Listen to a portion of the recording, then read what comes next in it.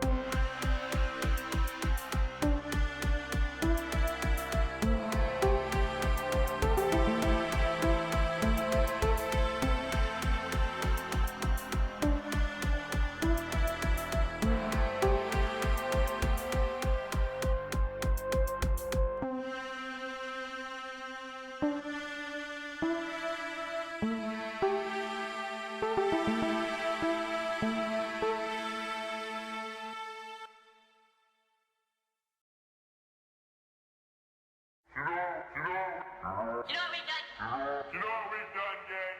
We've defied all the laws of nature. That's a...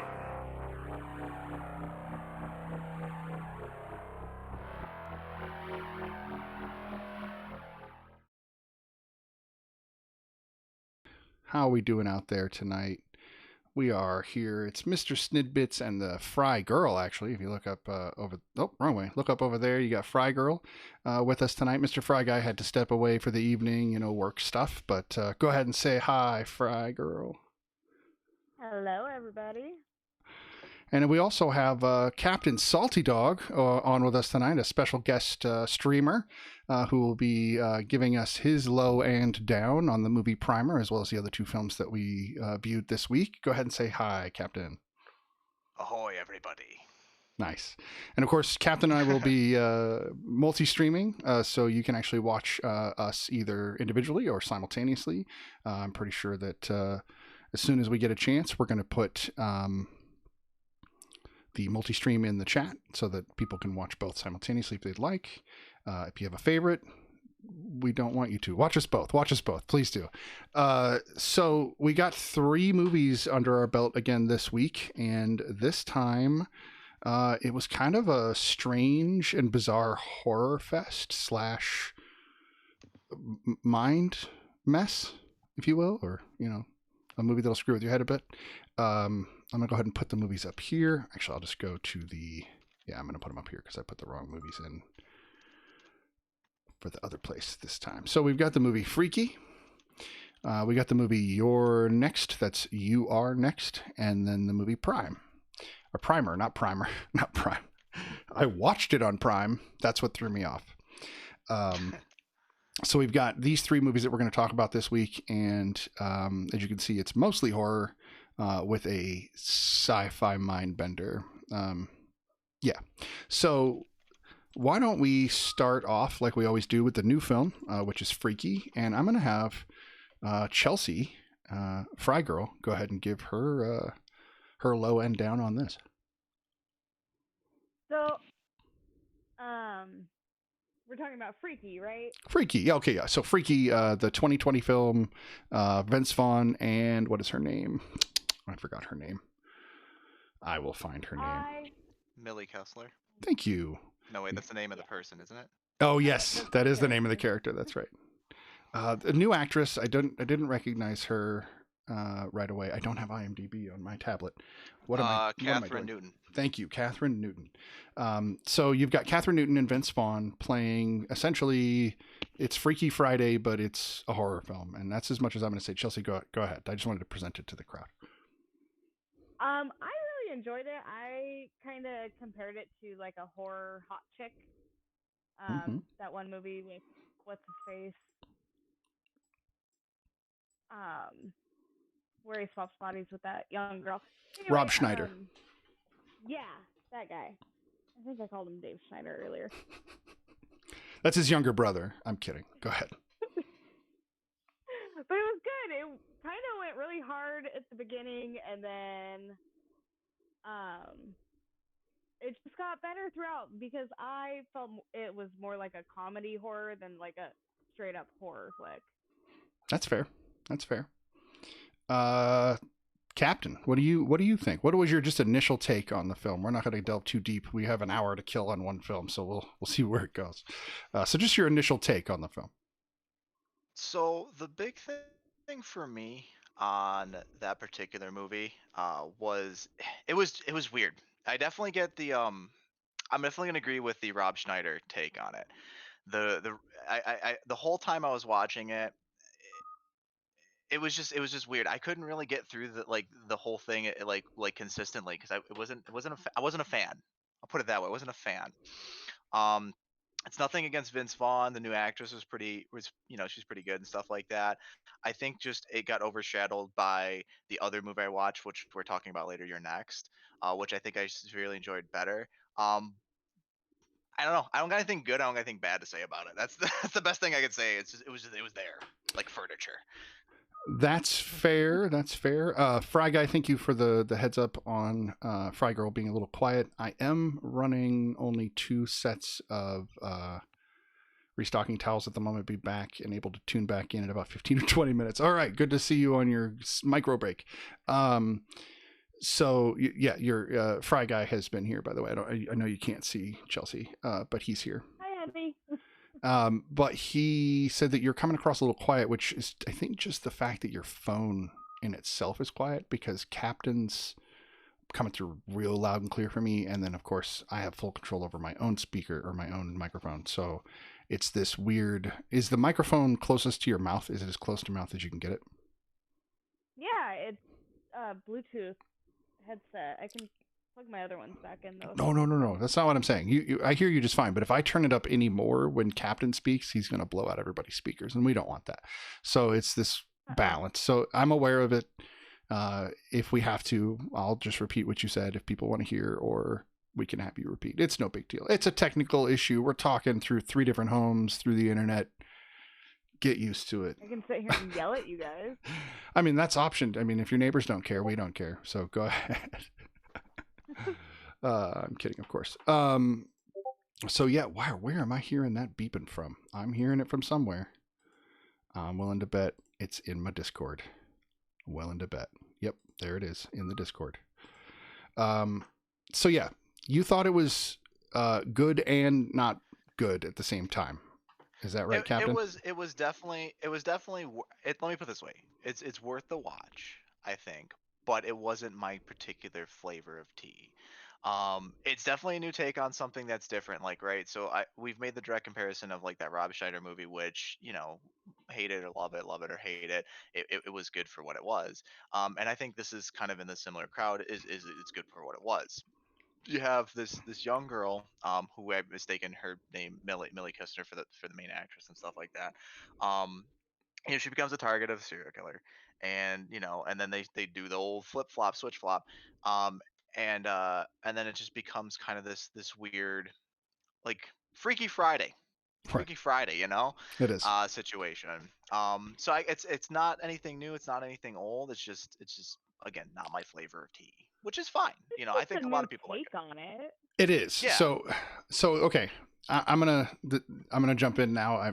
I like giving everybody a chance, and then before I start, because I start chipping away at people's likes of films sometimes because of my opinion. So I apologize.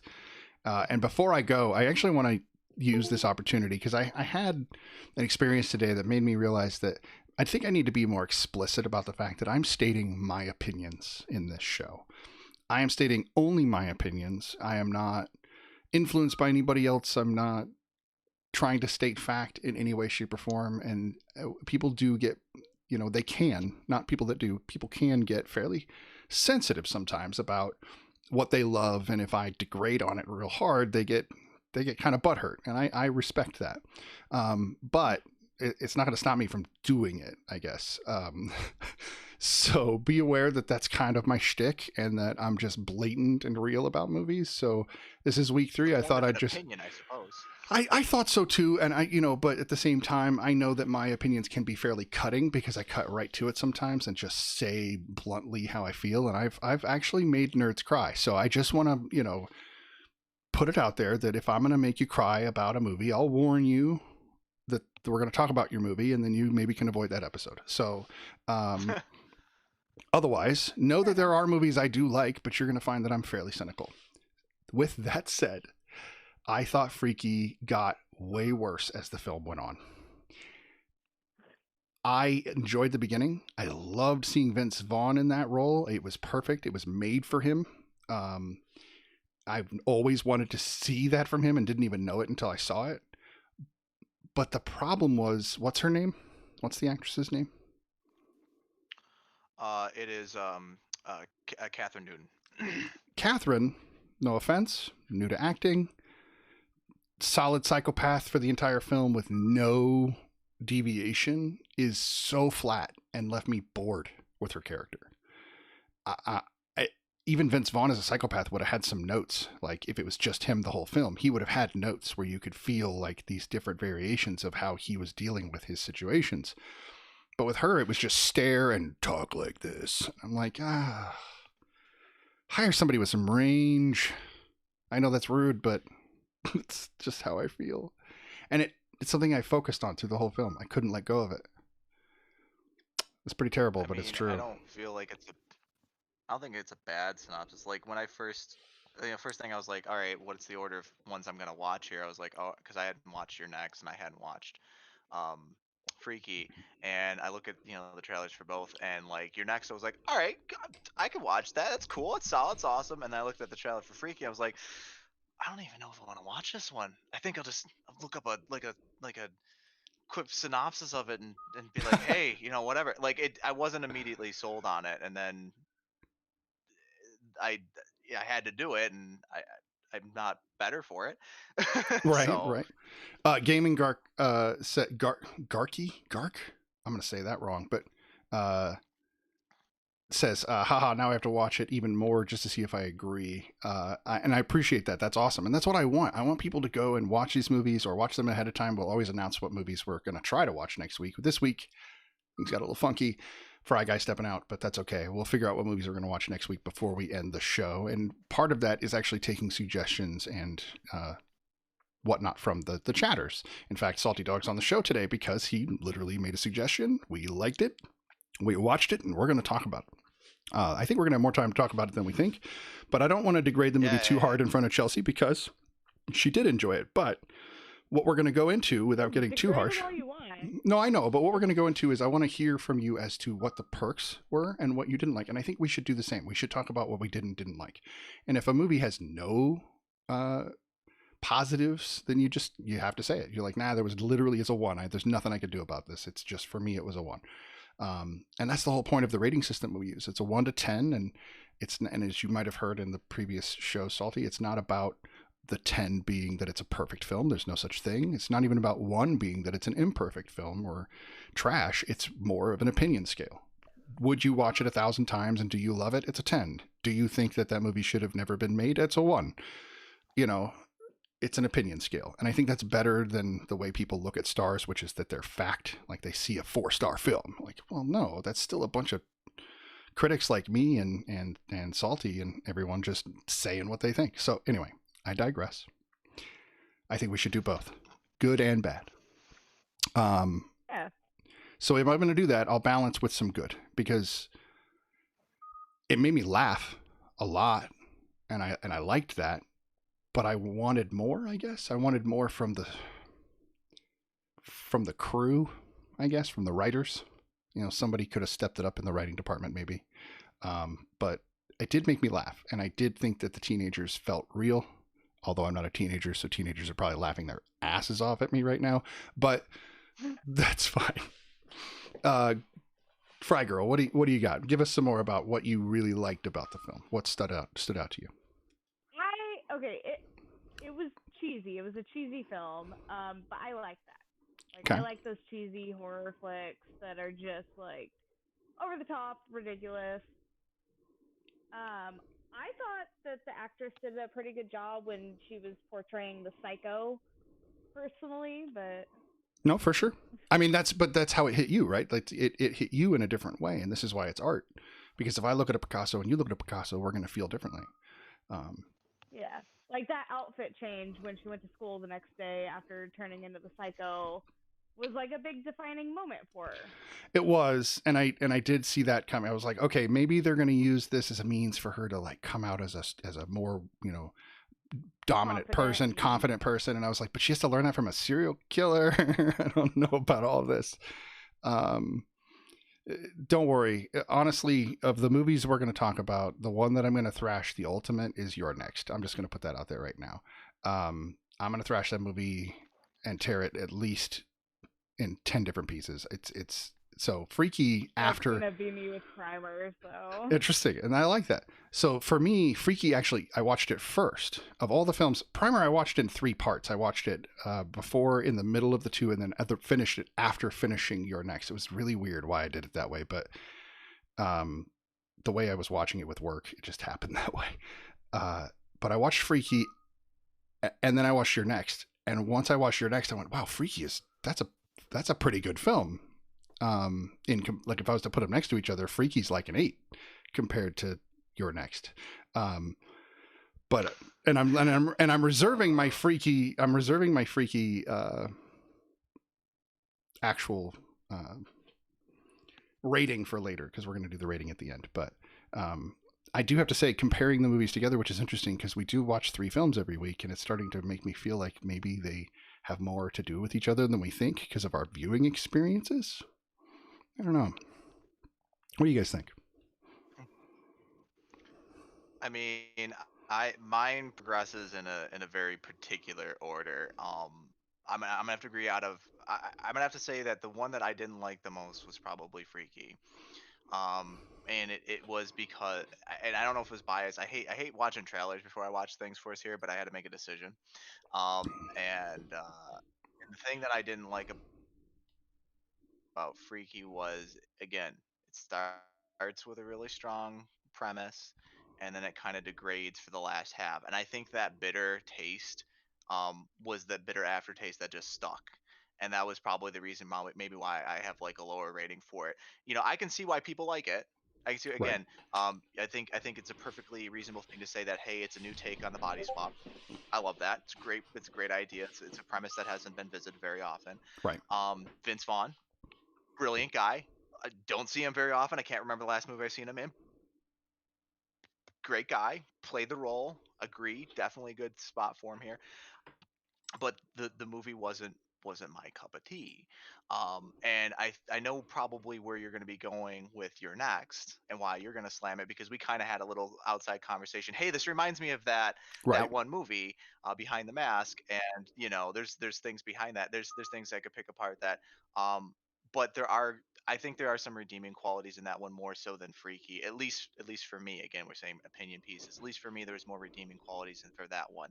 There are a couple of moments where there's like these stereotypical movie tropes, which you don't really get with Freaky. There's nothing really stereotypical about it. That's why I kind of, I'm not saying it's like, I wouldn't say it's a one.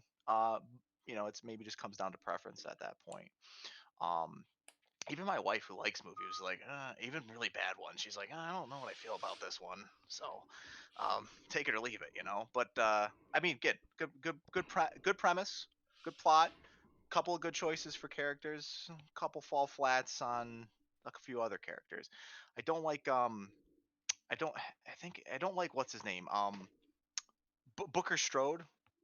I don't know why I don't like him. He's the guy who plays Uriel Shelton. Is that how you say it? Uriel Shelton? He plays that character. Her gay best friend. I don't like that actor. You don't like the guy? Okay, Really? interesting. There's Misha Orshovich, who plays as Josh Detmer, and then there's Booker Strode. And I think I can't remember seeing him in other movies, and I can't unsee him for those movies. It's kind of similar, and I know that I'm gonna get a lot of flack for this one. I don't like Steve Carell.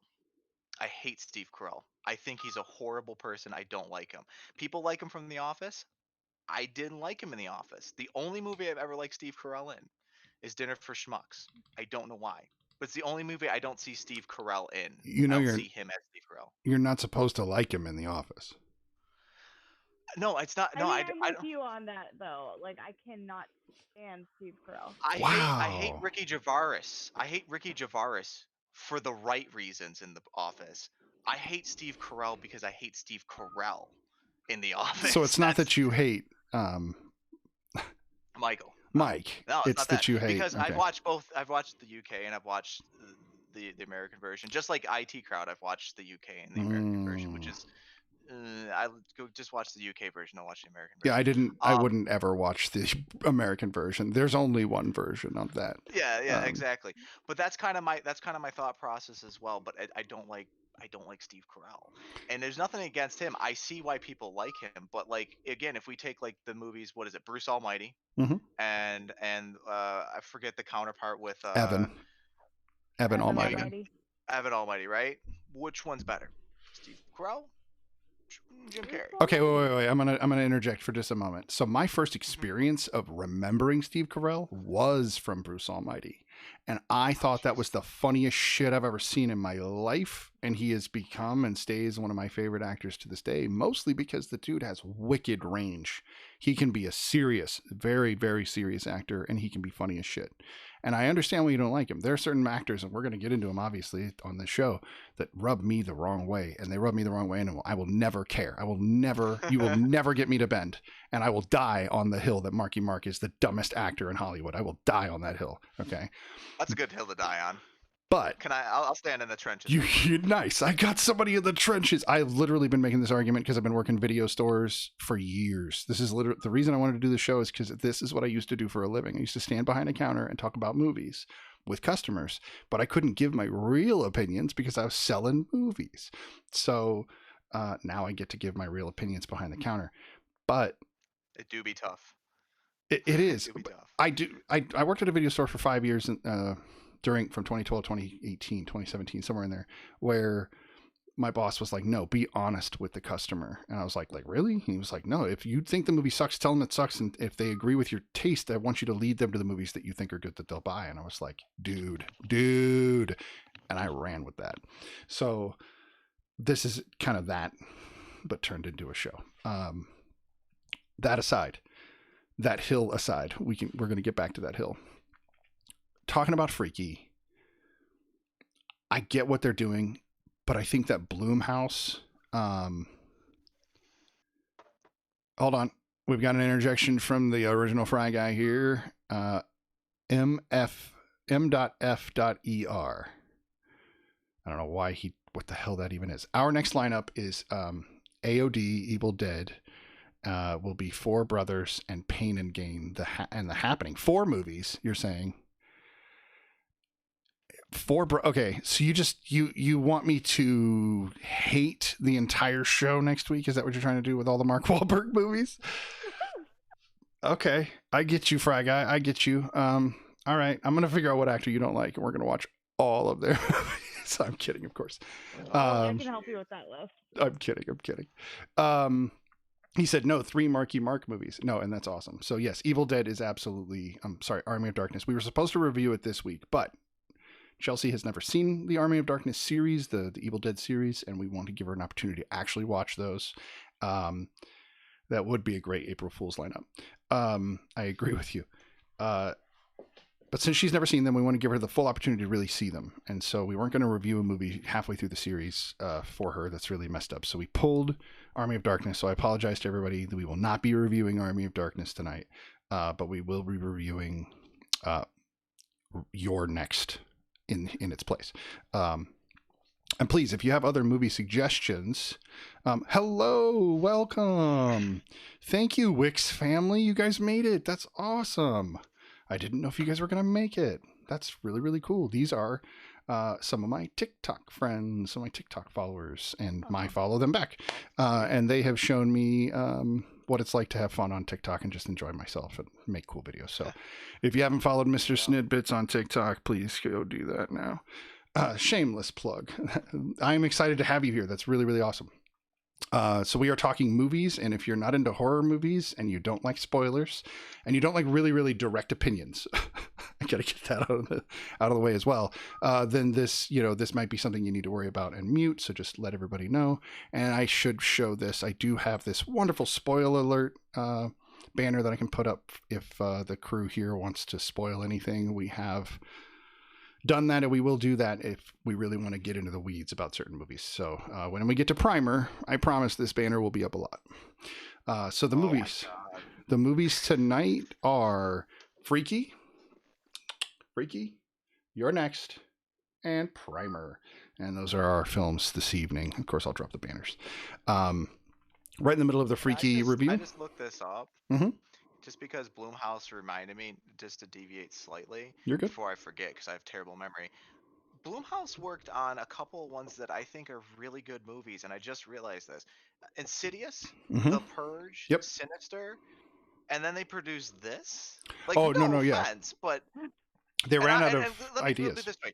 The Purge is 100% like justice porn.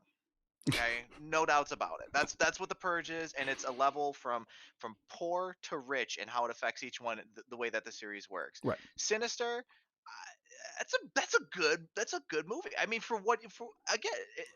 I am shocked actually, because I was like, Blumhouse sounds so familiar. Why do I understand? Why do I hear? Because they came out swinging. They came out swinging, and now they don't know what to do as a production studio. So they're like, let's make old comedy movies into freaking horror films. It's like, okay, cute idea, but you need to execute far better, and you need writers that know what the hell they're doing. Okay, I don't care if the cheesy Paranormal Activity, which isn't necessarily a good movie, but I mean, viral marketing, it was great. The series got better, I think, as they started to build out a world. I think the original film was pretty boring. I don't know. It was concept art. So yeah, Blumhouse was what I was going to mention. Blumhouse was really, really great in the beginning. They had a lot of potential, kind of like going back to like old Ghost House Pictures and some of the stuff from the 80s where like these independent horror Green films Inferno? like that you want to talk about a horror movie that'll mess my brain up? That's one of them. I'm not even sure I think that's a horror film. I think that's just a awful thing. Just a film. Just a thing that happens, and that's not Yeah. good. So anyway, if you've never seen that movie and you cannot handle cannibalism, do not watch The Green Inferno. Don't do it. Don't do it to yourself. You mean it's not? Don't do it. Was it Cannibal Holocaust? Wasn't that the one from the 70s? That was all messed up. Yeah, it is. But that one, because of its dating and because of the graininess, it doesn't stand up. It doesn't hold up well. Right. But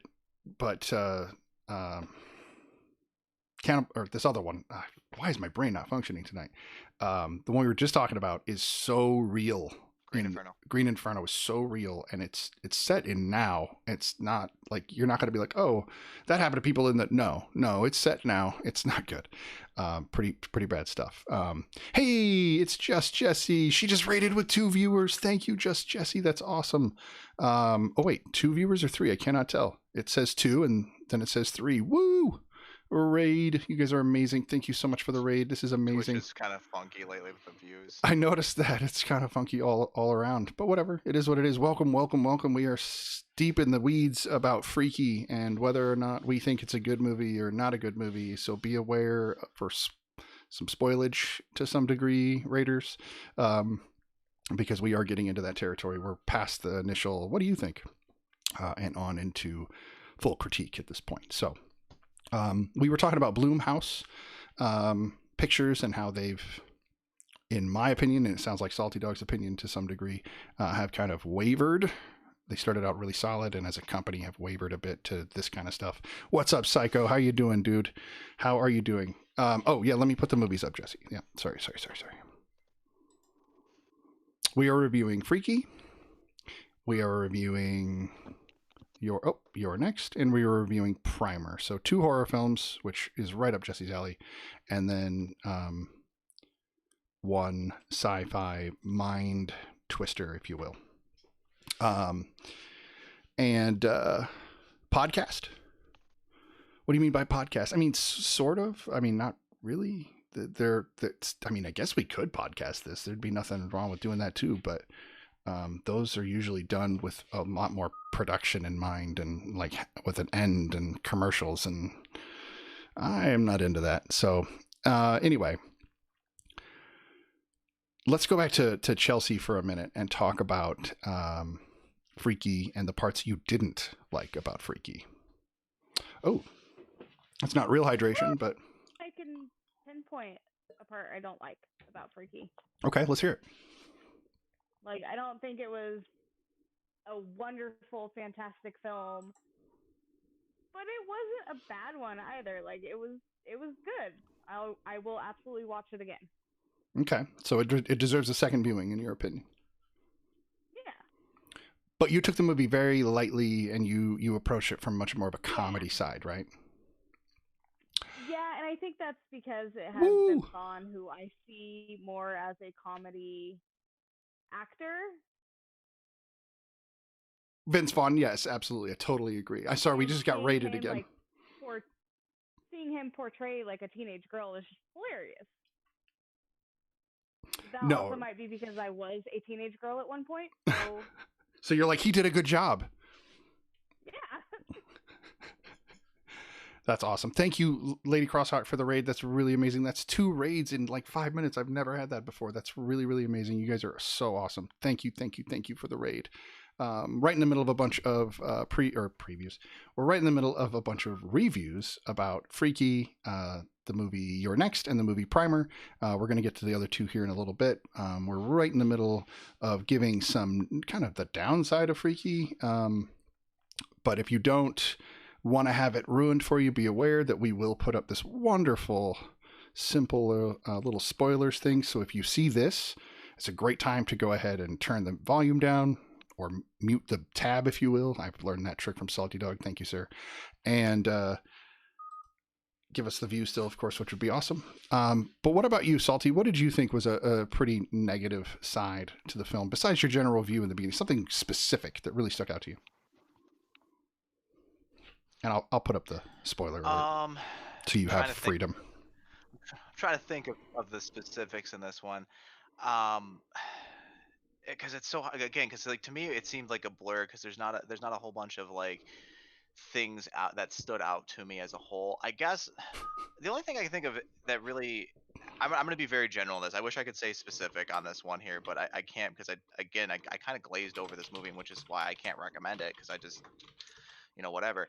Um, you have this gender bending situation, and you have a very large open thing for, um, like you have two things you're doing: you're gender bending, and you have a serial killer and an innocent high school angsty teenager, right? Mm-hmm. And I'm trying to think of the exact line for us here, but there was this one line I can't remember. It was said by that actress, Catherine Newton, and it just falls completely flat, because you could have her like, or the serial killer develop into this sinister kind of role or plot or something like that, or you could have, you know uh Jumanji with Jack Black. Jack Black paid a teenager better than you ever could have had in what was done with this movie in a role reverser situation. That See, that that is my point. That is my hill to die on. Is Jack Black played a teenage girl better than Vince Vaughn played a teenage girl in this movie, or that girl played a serial killer. And it's not like you're asking for a whole lot of acting chops to make that happen. It just, there was such an opportunity to go either which way with that, and you dropped the ball. And knowing what Bloom, knowing now what we looked up with Bloomhouse, I'm very upset, because they have very good deep character development, and they, oh, dang it. That's all. I don't know. I'm trying to think of the line specifically, but there's a line where it's like, you could have gone so many different ways, and honey, you screwed this one up. I don't know. no, I don't for know. sure, for sure. I want to jump to the chat for just a minute. Everybody's been kind of going a little nuts. They've been talking about French fries and Fry Guy, and the reason I'm bringing this up is because Fry Girl does not see this going on. She only is hearing you and I talk. So I feel like I have to at least keep her up to date on what's going on, with also wanting to give much love to my chatters. So they talked about fries. They want to know if Fry Guy's a fry guy, if he makes killer bomb fries, but he jumped in and said, no, Fry Girl makes great fondue fries. So now I'm intrigued, because cheese, as Salty and I just talked about, cheese is, we're going to die from that. And then fries, yeah, I mean, come on. And then we also have them talking about the raid they did, and then I just got a couple new followers, which is amazing. 7 of 9, thank you. That's a great name, by the way. Great character from the Trek. That's pretty great stuff. Oh, here we go. Now they're talking like crazy. Okay, but given the scenarios, one's in a teen body swap ensemble, and the other is an acting vet, and a new lass, and only 2 people are swapped, I think that would be a fair comparison to a Freaky 2 Electric Boogaloo, where 4 killers switch with 4 teens. You just wanted me to read that. I swear that's why you wrote that. You just wanted me to read that. That's mean, but I appreciate it. I appreciate the input, Fry Guy. I think it'd be interesting. It could be a sequel, right? Because they can make sequels out of anything anymore. They'll just be like Freaky 2, like you said. And I like Freaky 2 Electric Boogaloo. It's a great name. Hell yeah, I did. You killed it. You know, it's even harder. It moves while other people are chatting. So it was like people were making it harder on me, like a video game. It was pretty great. The part that bothered me the most, I think, were the psychopath himself inside the girl's body took forever to learn basic shit. I'm little. I can't do that. The dude never learned that about his body. He never figured it out. And I'm just like, okay, go through the door. Don't try to bust through it. You're not 7 foot anymore. He also like, I already complained about the fact that she played a serial killer and she was one note pretty much the whole thing. I liked her better when she was playing herself, like the character. But when she did anything, it was like she had to find the most elaborate way to kill people. I don't know. It didn't match what was going on with the serial killer in the beginning of the film. It seemed that there was a disconnect there. So that was the kind of stuff that started to pluck me out of the film as I was going, and then I just started to nitpick it. And once I start to see the flaws in a film that make me not like it, I go nuts, and then it becomes a problem. And that's what happened. And I think that's what you were alluding to, Salty, is that it started off like you were like, all right, this is okay. And then when it got to a certain point, that sourness stuck. Here's what I found, and I think this is why it stuck out so much. That this back and forth. I had to look it up because it was going to drive me nuts. And this alludes to again what I said before about, man, I really can't remember a specific point in this film, and I had to go look it up. And it turns out that the only reason I remember this is because it was also in the trailer. Mm-hmm. Millie is the Blissfield butcher, and she's talking back and forth with the Blissfield butcher and some other dude. I can't remember him. I think it's Josh or something like that. Look, I know I look like the butcher, but it's Millie. He's crazy. Okay, Booker, can you see and look at me now? Booker, dry up, bitch. You know, and it's just such a a simple back and forth in that situation, and it just ends in like, will you shut up? And it's just they pout in disappointment, and it's like, Booker, aw, and it's just like, that's kind of what I meant with her one note. yeah, it's just this very back and forth dry. You have so much potential with this, and you could have done the evil twin thing. Shoot him. No, shoot him. Right. I can't tell which one to shoot. Oh, you're killing me, Smalls. It took a little long for the friends. Like, this is the trope that I'm like, okay, I'm glad they're finally killing that trope off and letting the friends figure it out, because it's been for so long where the friend would have been the bad guy or the antagonist and tried to hurt you the whole movie. And I'm so tired of that. Like, if you have friends, you just do what they did. Here's who I am. This is the things I love. But it took too long. And there was too much involved for that scene. And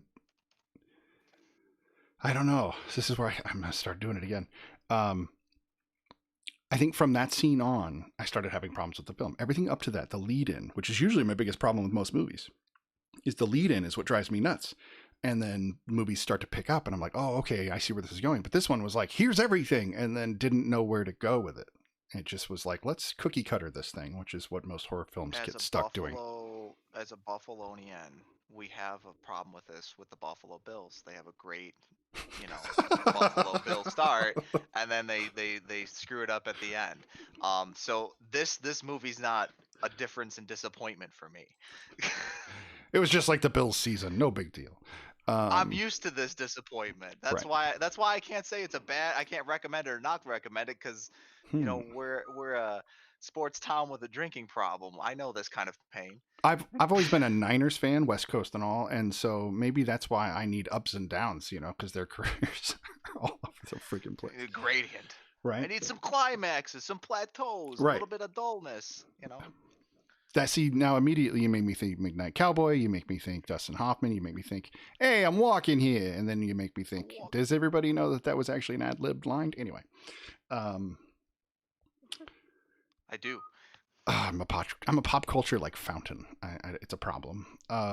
Work at a movie theaters and video stores for your adult life, and you'll become a pop culture fountain, at least with films. Anyway, so we've discussed what we didn't like. We've discussed what we liked. We've avoided spoilers pretty well. I do have to say one thing about the end, and that I thought that it was over, and then wait a minute. And I don't always like it when movies do that. I prefer them to just. Oliver Twist. Well, no, it's not. That's if you don't see that shit coming, you never watched a horror movie in your life. Not one. I think the thing is about the Oliver Twist ending is now it's a trope, though.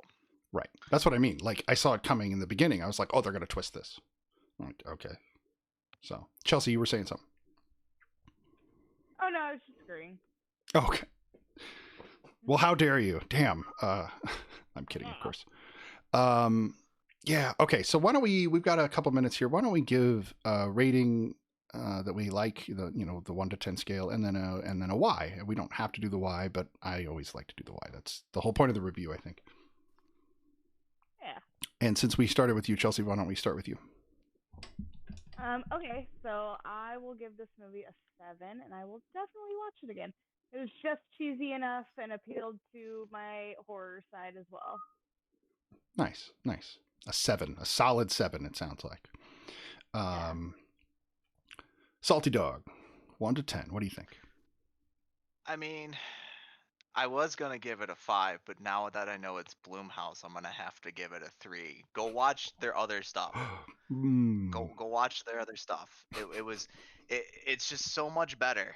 It's just so much better, the other stuff that they have than this movie. And if you watch this and then you're like, oh, I'm gonna watch other Bloomhouse film, you wouldn't want to if you watch this first. You're like, oh, that company sucks. Right. Um, and so like that's where it's like I'm not really an opinionated person when it comes to a lot of movies and stuff like that. I'm really not a big like for or against kind of guy. There's a few movies that I truly do hate. Um, and I can understand the appeal for other people, but no, man, like it's like 3. And the reason solely why is that because I know Boomhouse, if you ever watch this, I expect better if you stop.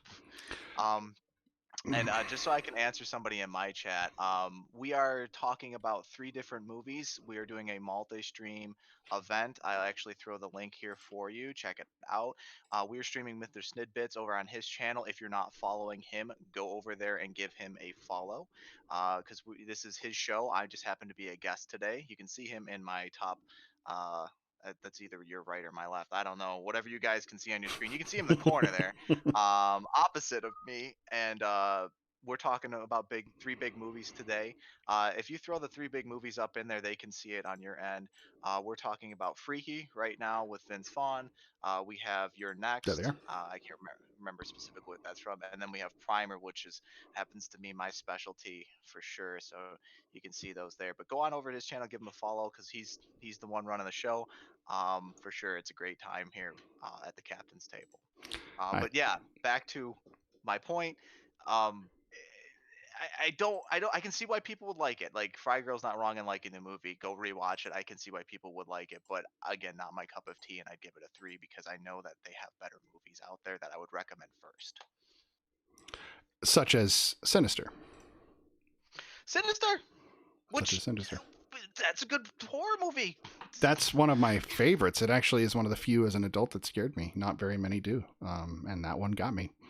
So it's a solid movie, and still to this day, if you play the Purge sound, I will. If I heard that outside, I'd be gone. Yeah. I'd be hiding. If you blasted, if I heard, I'd be gone. I'm out. Bye. So Goodbye. I hear that.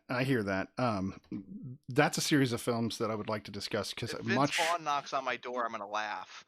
Well, I don't care if he's holding a knife. he's a pretty big dude. He's like 6'5", I think, and like almost a solid 300. He's not a small person, so it is nice to see him. I see him. No, again, you know what? The thing that really brings this movie to light, if anything you should take away, is Vince Vaughn was good in this movie. I will concede that Vince point. Vaughn is good in everything, though. I agree. Vince Vaughn was good in this movie. No, and I'm not hating. Vince That was Vaughn in just this movie, that was not a the other Vince Vaughn. right. That was a good joke door. You gave me I had to take it. Let's see. Fry Guy says Salty Dog would have tripped and broken an ankle during World War II air raid. Confirmed. Oh, that's ridiculous. I mean, I've been near, because we have an air base not too far from where I live, about like 20-30 minutes from where I live, and I've been near when an air raid siren goes off. If you have never been near one, I challenge you not to trip. They are scary when they do go off. Oh yeah. Oh wow, I'm typing into nothing. That doesn't help. Yeah, no, they are scary, and we don't have them on the West Coast really. At least not here in Oregon. I've never heard an air horn or an alarm other than like maybe like the fire stations, but that's localized and much quieter than those air horns, which I've heard in other states.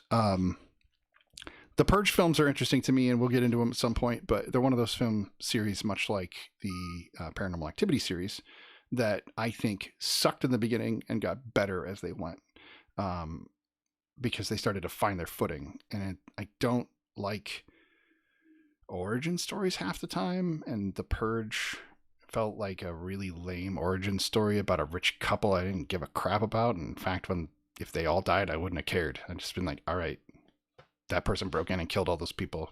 Boring. I'm kind of alluding to the next movie. So, You mean the Stranger Danger film called You're Next? Do tell. oh Lord, Yeah. we're gonna delve into Your Next, and I'm gonna try to not be too abusive to the film, but I I'm gonna have struggle. a few redeeming qualities of the film that I enjoyed. Good. That I would like to expound upon, but I'll let you set everything up first because I do have good things to say about Your Next for it. That surprised me. I was surprised. That's why I want you to start, because honestly, I know how I feel about these films, and I think it's better if I don't just come out and annihilate them, because that's unfair to the film. And I think that because I have strong opinions, I'm aware of it, and I'm willing to step back and let other people present the film. That's why I had Chelsea present Freaky, because I was not ready to just destroy it in the outset. But if I love a film, I'll defend it till I die. So like, it'll be interesting when we get to the point where we go over a film that I love that other people are like, dude, that's shit. Why are you watching that? It's crap. That's crap. Why are you watching that? Because there are those. Well, that'll be me with Primer, 100%. That hill you die on. Wrote a ridiculously long paper on it. Right. No, and I feel that. We talked about this a little bit off, out of stream, but I wrote a couple papers about film as well, and it's hard for me to walk away from what I wrote and put a lot of research into for those films. Defend a dissertation. Right. If you defend a dissertation, you know what it's like, and I feel like anyone can respect that's you. No, I agree. Why don't we take a little short break for two reasons. One, my baby monitor won't stop going off, and I can hear it in my stream, and it's driving me nuts. So I want to take care of that. But also a quick break before we switch to the next movie might be a good habit to get into. That way we can always switch over cleanser. Exactly to the next film. So please stick around. We'll be back in less than 3 or 4 minutes. Just a quick break, and we will get right into Your Next. But before we do, I did not give my rating for Freaky. I almost forgot. So we've got Chelsea giving it a solid 7. We've got Captain Salty giving it, I don't know if you gave a number. A 3. It's a 3? For me. Solid 3. So 7 and a 3. And I'm going to give it a 4. And I think I'm going to give it a 4 because there was so much potential. It really could have elevated to a 7 in my opinion. But Vince Vaughn saved the film. He actually made the film funny enough to watch. It is worth one watch, in my opinion. Don't not watch the film. I don't think you should avoid it. But definitely watch it and then tell me what you think, because I want to see if people land in the 7, the 4, or the 3 realm, or if the people just hated it. And I would love to know if there's somebody out there that thinks it's a 10. I'd like to know. So there you go. I want to know too. Agreed. Yeah, for sure. Mostly because I want to understand why. It helps me understand how people think. The way people see film versus the way I see film helps me understand why people think that way. I think, helps unravel humans a little for me. Yeah, it's like a virtual people watching, if you will. Okay, couple minutes. We'll be right back, guys. All right. You know what we've done, gang? We've defied all the laws of nature. That's a...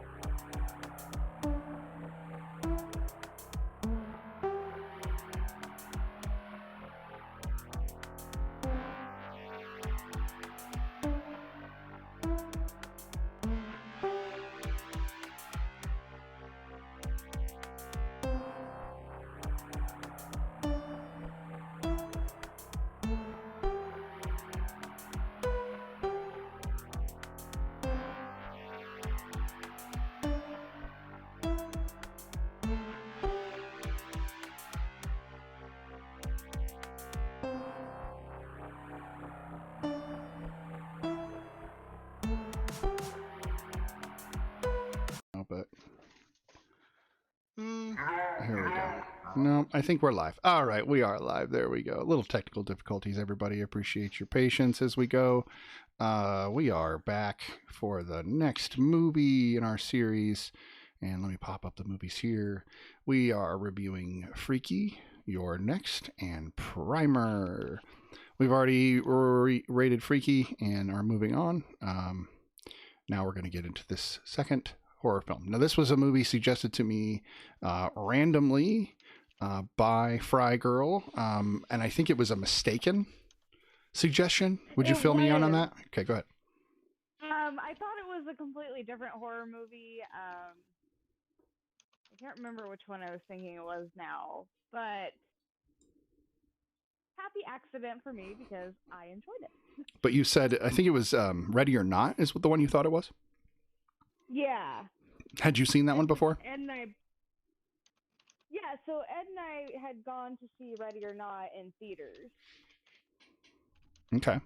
And you guys felt ready or not?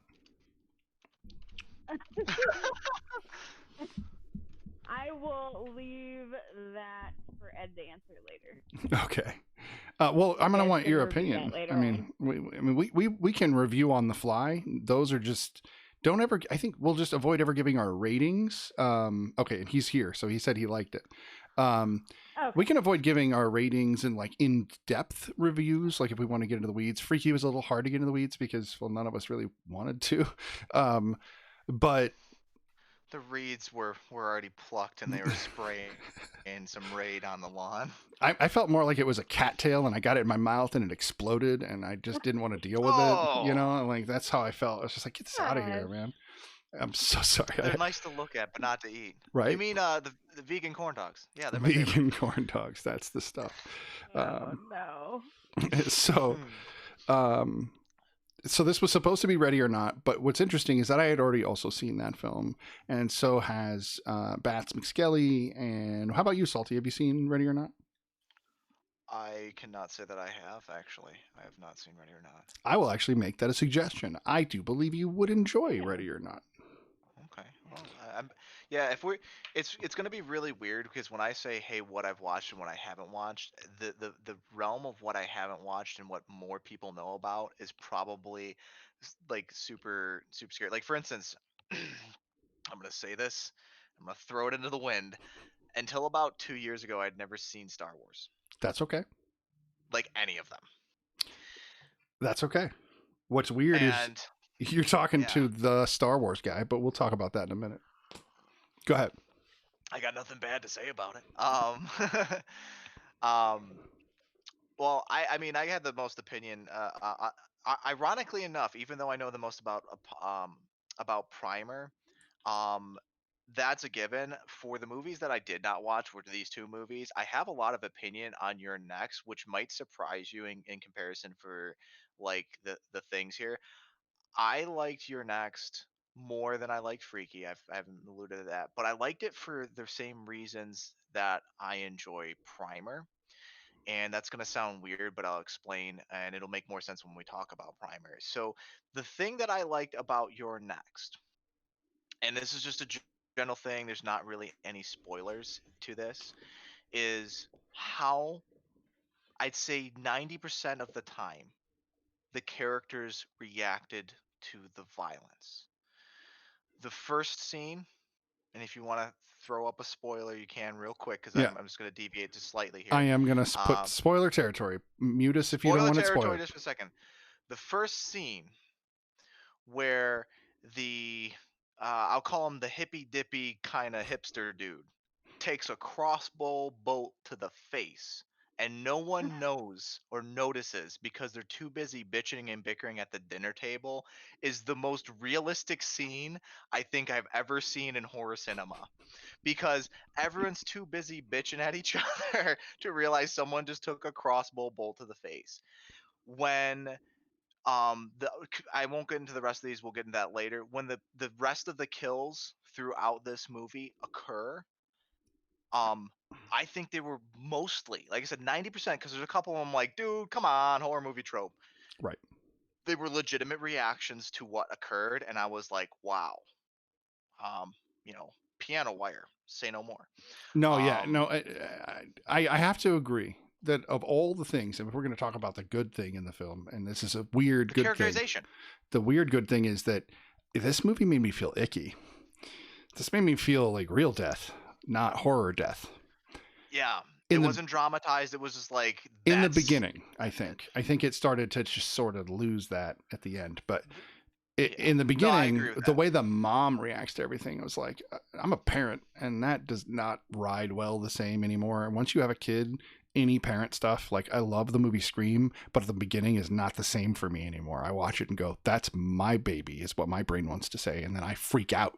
So Yeah, that's how most parents react to horror films, and it makes them even more gullible when it comes to horror films. People that, yeah, but this is also why you don't find a bunch of 40-year-old people in the horror movie theater. You see a bunch of 18-year-olds because they haven't experienced what life is really like in losing somebody. No, not that everybody hasn't. I'm not trying to generalize, but Oh yeah, a good gore fest is good because a lot of people die in the movie. right. But when you get older and you learn about a little bit of things called existentialism, you realize that sometimes death has weight to it. And I think that they did a really good job in this movie, at least for the first couple of scenes, because then they get kind of goofy and stuff like that, and that's where we start talking about that movie Behind the Mask, Right. which, just a brief tangent, it is a mockumentary on a person being a serial killer as a job. Mm-hmm. If you haven't seen it, go see it. It's funny. If that's something later down the line you want to talk about, love that movie. It's a funny movie. Definitely something that if you haven't seen it, go out and see it, because you will never look at horror movies the same. Because after I say all the good things that I said about your next, which is the characterization of those things, the realistic impact that death has that makes you feel icky, the rest of it literally falls into that category of, I feel, after watching that movie, this is a mockumentary, because you just think of all the goofy shit that goes behind the scenes in that, and then after that I was just pulled out of the experience. I was unimmersed, and I couldn't finish at that point. I was just too busy kind of giggling like tee, Right. that might No, sound bad if you haven't seen the movie, but there it is. let's get Fry Girl's take on the film. I really enjoyed your next. Once again, that strong female character will get me every time. I said it last week, and I'll say it again. Mm-hmm. Give me a strong woman, and I am there for it. It's fair, yeah. No, we all have our thing, and that's a great thing. And it was an interesting female lead in this one. She's an Australian, and Yeah, she's got some she had an she's got interesting some secrets. backstory. Yeah, interesting backstory, some That was- secrets. I was that pretty was thrown by the that. weirdest thing. Yeah. That was the weirdest thing. Just randomly, just like they're like, oh, and by the way, Right. They just wanted to excuse it, and I'm Bear Grylls. right. It's nice that they gave the backstory on why It was nice. she That was knew refreshing, all that. right? Yeah. The main chick think- and the I three think psychos giving it saved like the a- movie.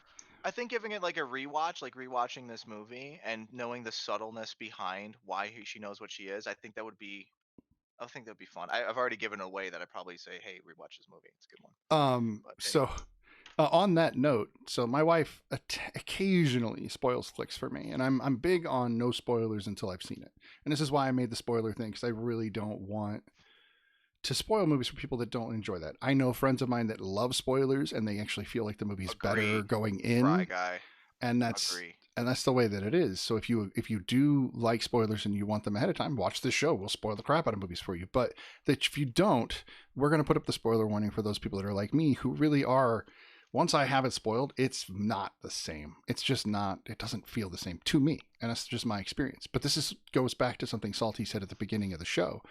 When I see a preview, it influences the way I'm going to watch the movie. And I'm at the point now where I would rather you just walk me in with a blindfold on, sit me down, don't let me watch any previews. In fact, I'll put on earmuffs or whatever, and then roll credits.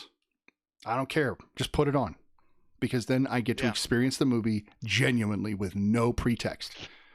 Tell me. I have to ask your question on this one. People, do you hate Netflix's pre-roll because of that purpose? Absolutely. Absolutely. Here's my one F-bomb. I fucking hate that. I hate that. so much. Yeah. Because I have to sit there and flick back and forth for To I've got stop it from playing. Yeah. I feel like Michael J. Fox trying to work the remote just so I don't see the previews. Bad taste. Bad taste. Okay.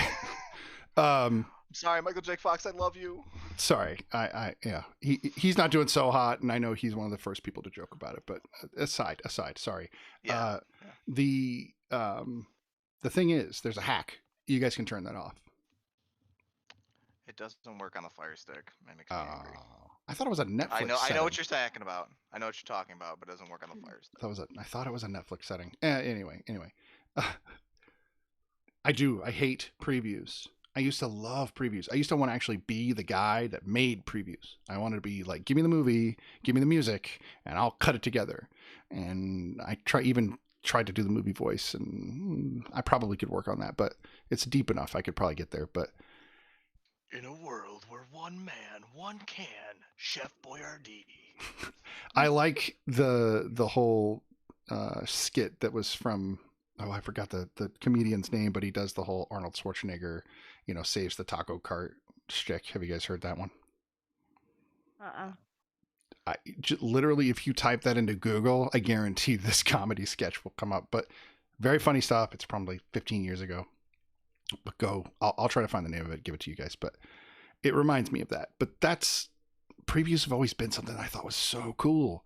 And then I realized they were such a marketing scheme that they would lie to you in the preview just to get you to watch the movie. And then I'd watch for that scene that I thought was so cool in the preview, and it wasn't there. Or that joke that was so funny in the preview that just wasn't there. Yeah.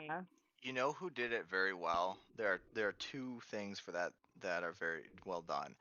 Deadpool, where they intentionally redid the jokes because it's breaking the fourth wall, and I love it. And I think this is just a joke one out there, and someone can double check or fact check. I'm 90% certain it's a joke. You ever see the reshoot for the movie trailer where they make Mary Poppins into a horror movie? Maybe. Look up on YouTube when you have the chance in your free time, Scary Mary or Mary Poppins horror movie trailer.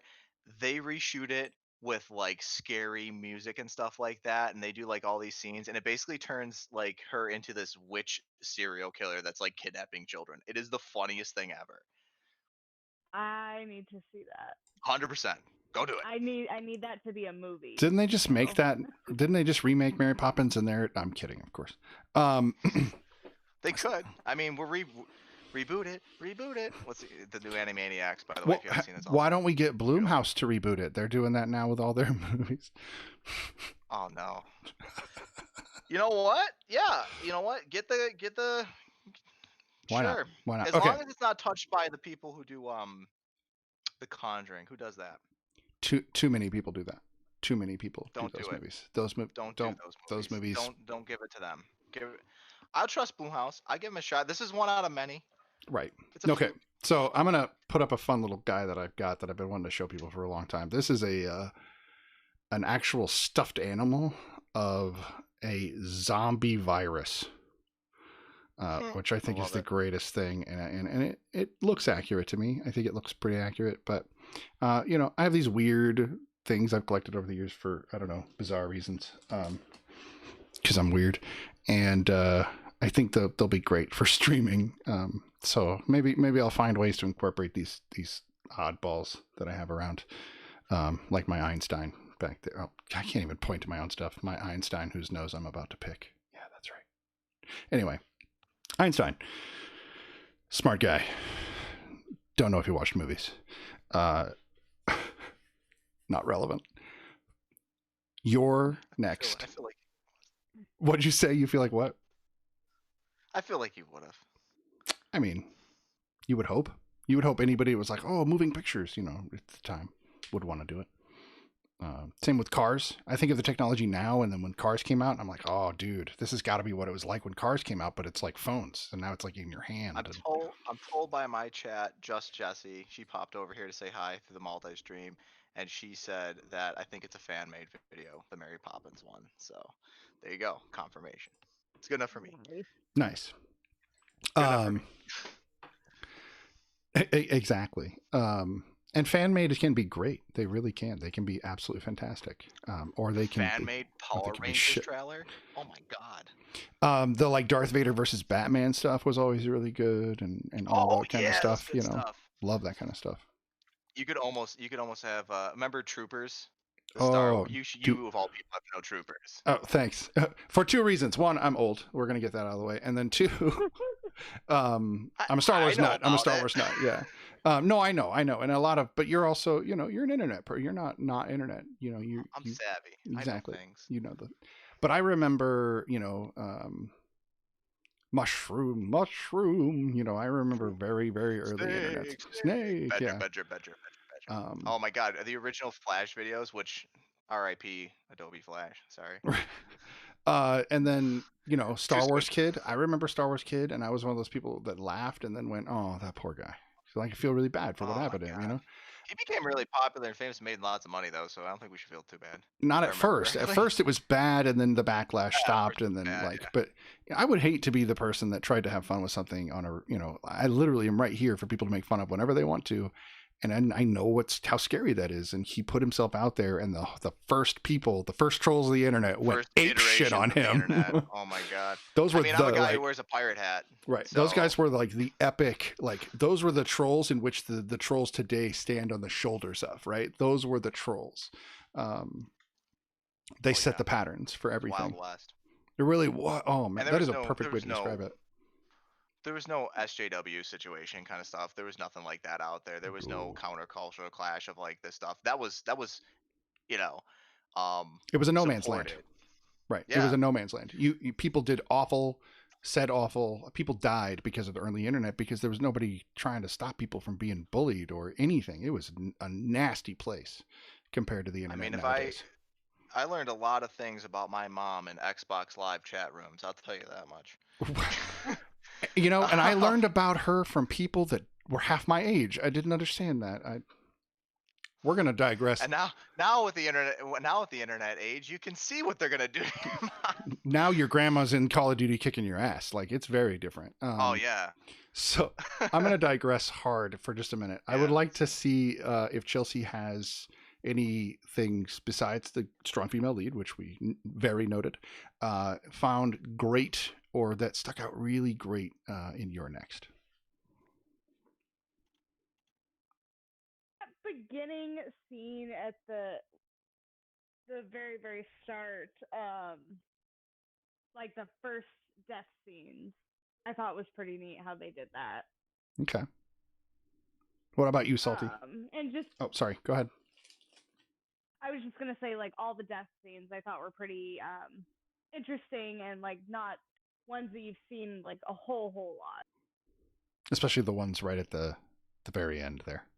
Not to spoil. I'm not trying to spoil. I'm just being specific that some of those were like, whoa. Yeah. Yeah. I mean, I'm gonna 100% agree. Like I said it in the beginning, and I will reiterate it throughout the entirety. This movie makes you feel gross. It makes you feel like everything had a weight. Like, okay, let's take a cult classic.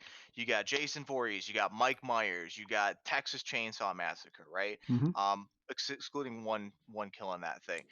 My thing, actually remove Texas Chainsaw Massacre. We got the other two iconic ones because Texas Chainsaw Massacre, I would say this is comparable, and I'll tell you why. For the kill scenes. Interesting. If you haven't seen Texas Chainsaw Massacre, spoiler, but it's pretty much old hat at this point. So if I'm spoiling this for you here, I'm sorry. No, hold on. I made the spoiler alert for everybody. Go ahead. Ready? Spoiler alert. Texas Chainsaw Massacre. When it works. There it is. Beware spoilers. Texas Chainsaw Massacre. He opens the door. He has a mallet in his hand. Bam! Guy drops. Has a mini seizure. He drags him. He's dead. That's it. It is quick, vicious. It is over. That is how death is. And in this movie, for the first couple of kills, it is vicious, it is quick, it is over. There is no long, drawn-out bullshit. They go for the things that are visceral. It feels like there's too many characters, so it's easy to dispose of a few. But here's the thing. there are comedic levels of visceral, a la Saw and Hostel, things like that, right? And I'm not talking about the first ones. I'm talking about the latter films. And then there is holy shit, that could happen. That's a thing that could happen, Right. right? Again, crossbow bolt to the head, um, the piano wire. Oh, I felt that. I felt the piano Yeah, wire. I I felt that. cringed. I felt that. The only time that I think that I have felt something in a movie like pain, like one of those things like sympathy pains more, was Misery. I still to this Oh. day cannot watch the hobbling scene without Oh. cringing because it is so visceral and so well done. I don't know if they got like if someone took a mallet to a pig's ankle or something in the sound studio, but whatever they did, you cannot convince me that that man's legs were not broken. And some Yeah, of the no. kills in the early part of this movie were to that level. They were like, "You're next. Here's my clap. Here's my hats off to you." That shit was legit. That was good. I respect that 100%. Um, that's where the praise stops. I'm sorry, you know.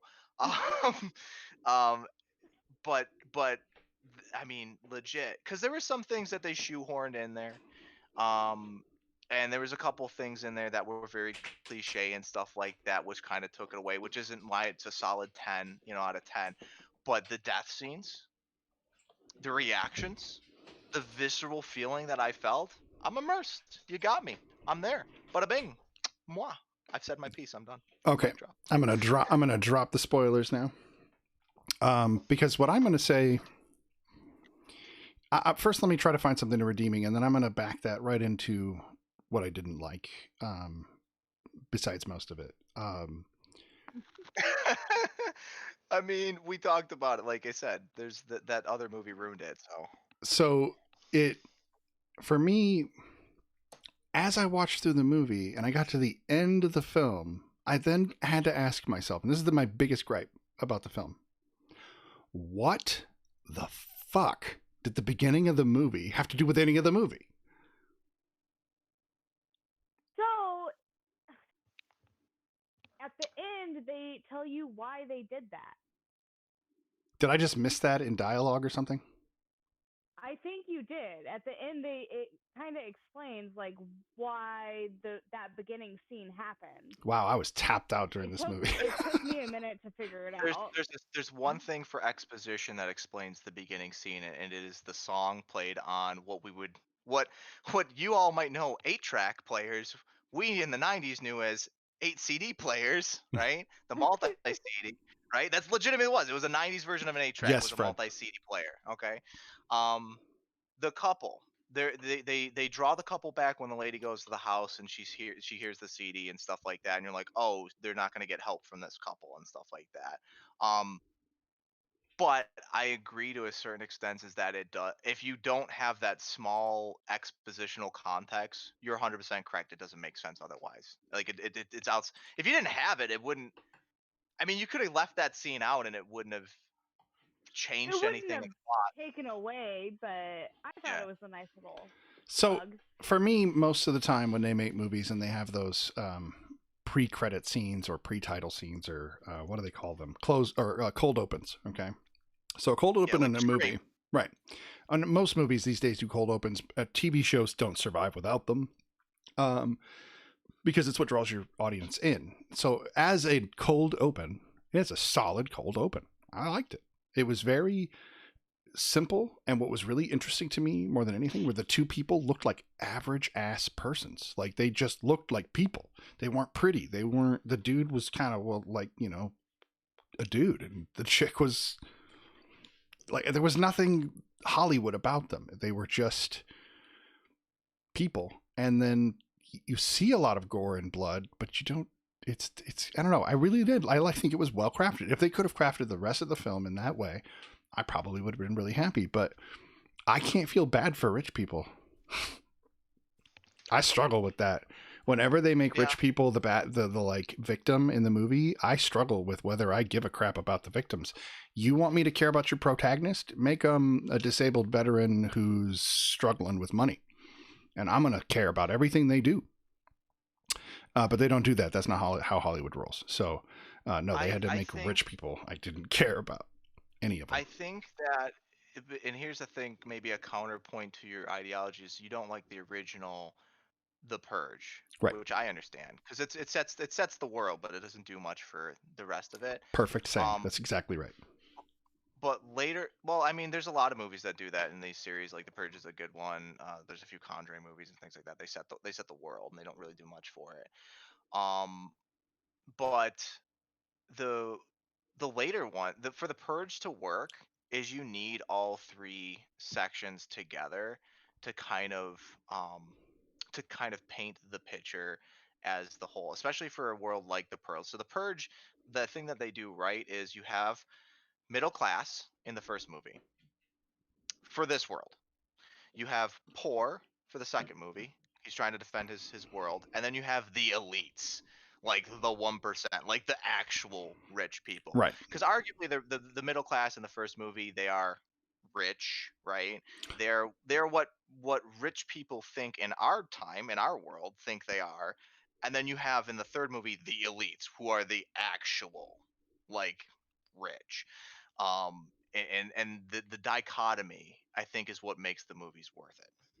That's my only piece on it, because I respect the same thought process you guys, that if you're rich and you have a bunch of monies and something bad happens to you, maybe I don't care about you so much. Right. You're not my protagonist, you know. You if you're gonna be rich and be a protagonist I care about, you better be wearing a bat suit or some shit like that. Otherwise, I don't care. Like, you better impress me with your money. Otherwise, you're a whiny rich person who I don't care about. I'm sorry. Oh, Act like an asshole. Right. You know, if the rich guy who donates, to charity all the time gets murdered, and then they embezzle his funds into like, war money or something like that. Okay, maybe I feel bad, right? That's called a drama. Like, oh no. That's a drama, not a horror film. Right. For better or worse, the only thing I can really think of, oh no, they killed Bill Gates. Oh no, Fry Guy. If they killed Jeff Bezos, they killed Bill Gates. Who are you gonna care about, right? Right. No, there are philanthropists and good people with money. If it was Bernie Sanders, I would have a problem, because the guy, gives back, and he has money, but he gives back. So like, I would have a problem if he was the victim. I wouldn't like that. That would get my heart going. And I'm not saying that for political reasons. I'm just saying anybody like that. You know what I'm saying? Fry Guy, we've got 2 channels going, and I don't know if you can do it on your phone. You should be able to do it on your phone. Could you throw the link into my chat for him for the multi? Oh, there it goes. What? I got timed out. It might be because of it's a link. That can happen sometimes. Damn it. I didn't turn that off. I'll remember. That's okay. They can still hear me. Right. And they can still hear me. Go follow Salty Dog.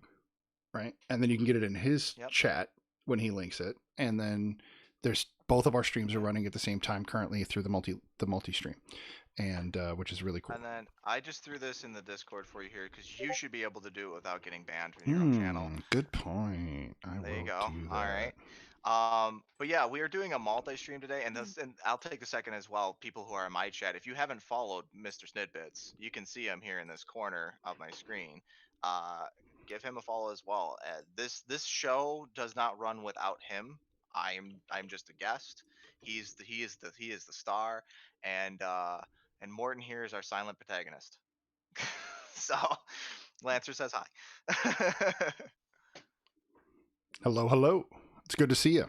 Or, well, now if you guys you're are there. in the multi-stream, the best way I can say that this works for the multi-stream, if you want to give both streams equal viewership, because you're trying to support both streams at the same time, and you don't want to be like, oh no, I like Salty, oh no, I like MrSnidBitS, open up the multi-stream, have the sound on in both videos, go to the top there and right click on that tab and mute that tab. Right. It'll mute the site, it'll count for a view, and it won't screw with anything as far as everybody there, and you can support the stream. And then you can have whatever, audio you want open in a different tab, and it'll work just the same. Right. Which is awesome. And I got to say, Salty, thank you for setting all this up. He busted his hump getting this all together, and he'll be humble. He's going to say, oh, it was no big deal. But he did. He worked hard to get this done so that we could do the multi-stream instead of trying to bring him in as a disembodied voice on my chat, which is something that the Fry people and I have discussed for themselves due to their current situation. But that's a choice. He has a stream, so I'm glad we're able to do it as a dual stream. So thank you for that, sir. I appreciate it. I'm just glad. I really am just glad to be here as a guest and talking and all the good stuff there. For a Well, loss of words, that's how much I love this one. I know the thing is, and this is I will press upon this to everyone in my chat. I think like I do games. A lot of us do games. We're gamers and we play games and video games and stuff like that. This channel is different. And I love different. Sometimes different's bad, right? You don't want pickle ice cream. You don't want Sour Patch Kids Ew. cereal, I do which want those things Pickle Rick exist. ice cream, but Pickle Rick. sorry. um, I don't blame it. But this is different and this is something unique and I think it's brilliant and I really want to support different brilliant things. As you guys know, I always try to support. We are a Twitch community. We don't these things don't run individually. Some people make it to the top and that's great. But everyone who's been in my stream, everyone who's been in MrSnidBitS stream, I know those people. I've met those people day to day, and you guys are wonderful people. And I think that supporting each other mutually is great. So go follow him if you haven't. You can follow me if you like. It doesn't make a difference. I'm not here for me today. I'm literally here for the stream. And back to you, MrSnidBitS. Thank you so much for that. And you know what's really weird about this is that I think it's neat, and this is because I'm a new Twitcher and a new streamer in general. I've only been doing it a few months, um, but I've always liked video production and photos and just all the interactions and social gatherings you can do with the virtual. That it's surreal to me that I'm almost doing my own TV show. And as a kid, I always dreamed of that. I was always like, what if I could do my own talk show? Well, damn it, look at me. I don't have, Jimmy Fallon's audience, but I don't know if I want what comes with that. That's scary. That's people know you and then they might look at where you live and all sorts of craziness. And it gets pretty freaky. So middle range, middle You'd have to be Jimmy middle low, Fallon, so. Yeah, exactly. There's a lot of, I don't know. So what I'm saying is it's neat to live in a world where I get to still come out and talk about what I want to talk about, feel like I'm doing a TV show, but really just talk to cool people about movies, which is something I've always wanted to do. And this is freaking awesome. So thank you for coming on. And I'm sure you're going to be a recurring guest. So don't worry about that. We'll get you watching movies you haven't seen yet. I'm honored. Well, you have earned your place. And I think if Fry Guy was watching, which I think he stepped away, going back to, Yeah, probably went back to work. going back to Working it, and but I'm learning. going to leave this running for views. Oh, sweet. Views. Yeah, for sure. So I was going to say what I thought was good about the film. And hearing you guys talk about it is really fun because to me, that can be an influence on how I feel about a film to some degree because maybe I didn't see something from a perspective or maybe I was just in a bad mood that night, which that happens. Sometimes I'm in a bad mood and I'm just like, oh, F this movie. I don't even care. And then I watch it again for whatever reason 5 years later and I'm like, why did I hate on this movie so hard? This was fun. Like, wow, sour me. So I am open to the new, experiencing again.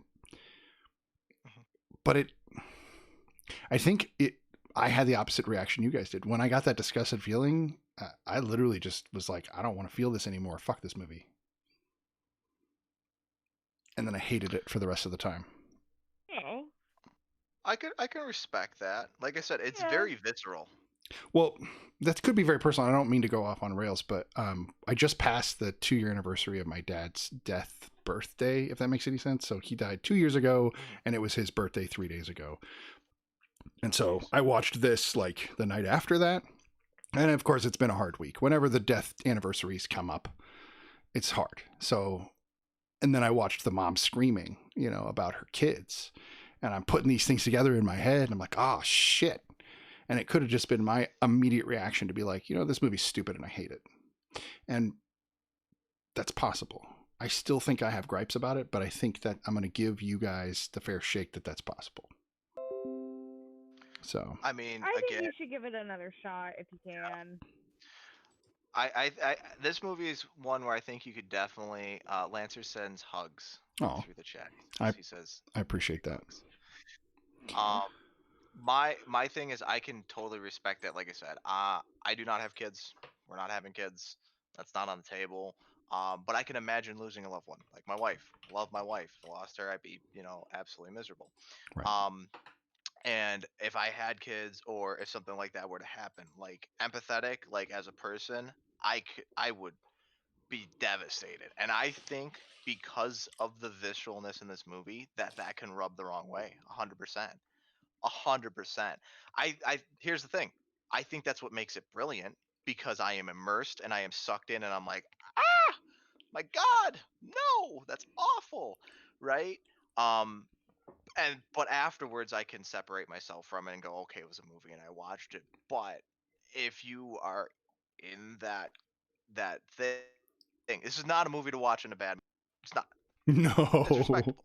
right? No, but I also am at the point where we're watching 3 movies a week, so there is almost a homework like aspect to them. Where if I don't get to them right away because I want to, then I'm screwed, and then I'm like, oh crap, I got to watch this. And if I'm not in the mood, it doesn't really matter. I've put myself in that position. So if that's the reason, I will think that maybe going back in a year, this could be a good idea. In a year, if I'm still streaming, which I hope I am, and I'm still reviewing movies, which I hope I am, I will re-review your next 1 year from now in the February episode to see if I was in a different mood. I will do that. I'm open to that. So how about that? And I won't make it a thing. I'll just make it like a little 5-minute thing where I'm like, okay, I rewatched the film and X. So Yeah, no, 100%. Okay. Thank you for helping me build that out, because that's also what I want to do. I want to learn what people would like to see or what they would like to do, or come on and review their own. Every one of you who are in this chat are invited to tell us what movies you like, what movies you think we should review, to tell us exactly, how we should kind of guide this show as far as movie reviews go, because that's the thing. When I grew up and watched reviews, I couldn't interact with Siskel and Ebert. I had to just listen to them, and it annoyed the shit out of me because they'd say things about movies I loved, and I couldn't tell them they were wrong. And I wanted to, and I started to grow these really immense opinions about movies because I listened to critics who would bash on my childhood favorites, like Batman. If you ever get the chance, go watch Siskel and Ebert's review of Batman 1989. They thrash the film. They don't say it's terrible, but they don't give it much love, and it's too dark. And I'm like, it's a Batman movie, you guys. Yeah, he's the Dark Knight. It takes place at night. It's going to be a dark movie. But they don't, these were guys of a different generation, and for them, films like Chinatown, which was a fantastic film, and other films they're good films, but they miss the whole point of the generational thing. Like, I'm trying to watch movies like Freaky and things that are technically outside of my generation with that in mind, where I'm like, okay, I'm viewing this with this older mind. Let me make sure that I'm not being a total tool. So like I said, I'm open. It's kind of like my love for Tim Burton's Batman. It's perfectly to the point of being a comic book, but I can understand why people don't like it. Right. And we don't need to get into the rest of those because they get real tragic. Sorry. So nice to meet you. Everybody freeze. I can't handle it. I can't handle that movie, and I want to like it. I've watched it so many times wishing I could like it. It's time to kick some ice. But this is what we were saying last week about the Wonder Woman 1984, is I feel like when you try to mix 2 different eras of comedy and film together, it can fail hard. And when you mix the 1960s Adam West with the 1990s Michael Keaton Batman, you get that mess that looks like roadkill that got like rerun over, and then somebody tried to scrape it up and it got rerun over again. And I love it for that. I know. That's the thing. I love it for that because it is good to be bad, baby. Well, and people love The Room for that reason. But here's the thing that people don't know about me. I've never seen The Room, and I don't think you can. Good. Be one of us. I will never watch that movie. You couldn't pay me enough money to watch that movie. Well, okay, I don't want to say that. If somebody paid me enough money, I would watch that movie, but it would have to be a considerable amount of money. $20 is $20. I'm not watching that movie. I'm not putting I have only X number of years left in my life, and I'm going to spend them in good ways, and that is not one of them. There's a reason people have a bucket list. You get down to a point where you're like, I better start writing shit down or I'm screwed. And I don't want to spend it watching The Room. So if somebody was to compensate me minimum $1,000, I might watch the film.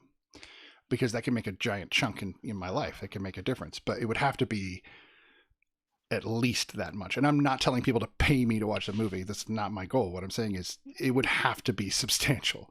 That's how much I can't stand the idea of that man and what he's done and how famous he is for no reason. And the fact that the funny side is what made him famous. People are like, oh, it's like the girl, the Cash Me Outside girl that's now a rapper. Yeah. Oh god. I get She is. really Oh my God. frustrated about this kind of stuff because Yes. I'm like, you're stupid and you're famous. That bothers me. I don't I care if people mean, are famous, but stupid and famous. People know what they like. I guess. And that's not to insult her as a person. Like, if you've changed, if you've grown up, you know, if your rap has guided you in a good way, I know. But if she has, I'm trying to give her the benefit of the doubt. Anyway, go ahead. Here's You the can thing catch is, me outside. How about that? how about that? Here's the thing. That's what I'm I talking mean, about. If you're happy and you know it, make some money. Right. No, and I agree with that. You know? I'm not going to knock anybody for I trying to can't make judge money. people. Again, I'm a streamer that wears a pirate's hat. Right. I can't No, talk about anybody. It's not about that. It's not about that. If he wanted to make the room because he was really genuinely trying to make a movie, and he wanted to really make a movie, that's fine. But that's not the case. If you study the case, that's not what happened. And even just talking to people that are really into it, and I have friends who are like diehards who are like, dude, if you don't watch this movie, you're an idiot. And I guess I'm an idiot. Because they've told me, here's the reason, here's the joke, and I'm just like, look, my humor is very specific and it's not hitting that bone. I'm not feeling the funny on this, and I feel tragic for this to exist. I feel it the lowers room is art. funnier to quote than it is to watch. Hold on. Jesse thought we were talking about Room with what's her name? Oh, my brain today. With Captain Marvel. What's her name? Oh, I don't know. Come on, Chelsea. What's Captain Marvel's name? What's the actress's name? Hang on. I know it. This is driving me nuts. I love how the first question for that is the room a real story? So Brie Larson, thank you. Brie Larson is in the movie Room, which is a really heart-wrenching and gut-wrenching drama about dark shit. I'm not going to get into it. That is not the movie, but if you thought we were talking about that movie, that would make this conversation very odd. I should have been more specific. The movie The Room, which is the low budget. Oh, hi, Mark. Oh, hi, Mark. Exactly. That trashy pop culture icon of a film that is wildly popular, and even Seth Rogen decided to make a movie about it. And I love Seth Rogen, but I won't even watch that movie about the movie. That's how much I won't watch the movie. So. Yeah, I mean, like I said, it's one of those things. I've seen that movie, so. You have? Again, I haven't seen it, but it's one of those movies that's fun. It's more fun to quote it than it is to watch it. Well, yeah, you don't have to watch it for it to be funny, because you don't want to watch it because it's not funny. Right. What did you say, FryGurl? That I haven't seen that movie yet. The Disaster Artist. Yeah, I don't know. I love Seth Rogen. I can't stand James Franco though. So it's like, you know, how do I watch that movie with Franco in it? I'm not a big fan. I don't hate him. I just don't prefer him. I like his little brother way more. Baby Franco, I call him, but Dave Franco is fantastic, I think. I adore Dave Franco. I mean, if I want to watch a movie that is like a take on like a bad whatever, like a bad movie or something like that, I rather watch. I'm struggling for the name of the movie, but it has the song. What was it? It's like "Summertime for Hitler." It's about that. What's that movie? Jojo Rabbit. No, Jojo Rabbit is. I love that movie. I haven't seen that yet, so we'll just avoid that right now because I want to watch it. Anything, what TT? You will love it. Yeah. No, it's Yeah. Oh, it's springtime. I found it. It is The Producers. Oh, I like the original Producers, but the remake is atrocious. That's the movie. That's springtime. If I want to watch a movie about making a bad. Fro Mighty popped in the chat. The producers, Fro Mighty, welcome to the channel. Welcome to the chat. How's it going, my dude? Yes, the producers. But yes, if you haven't watched Jojo Rabbit's MrSnidBitS, go watch it. I absolutely will. I absolutely will. And friends. No, The I'm gonna have that Producers song stuck in my- is a very interesting film because anything Mel Brooks has done to me is gold, and that means even his later stuff that people kind of criticize. But I still think he was trying to make social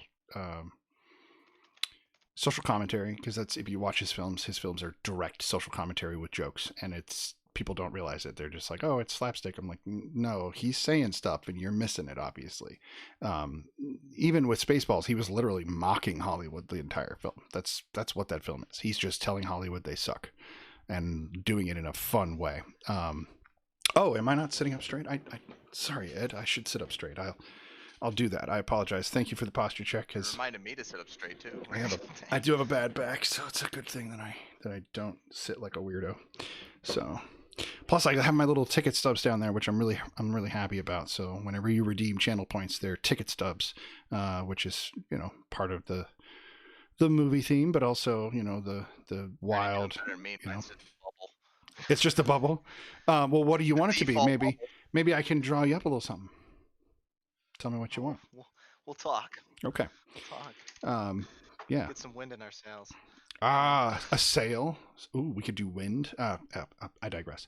Chelsea, did you enjoy the female lead through the entire film? Did you find her to lack in any way? Because I have some things that are spoiler related that I would like to get into before we get done with this film that we've only spent maybe 10 minutes on.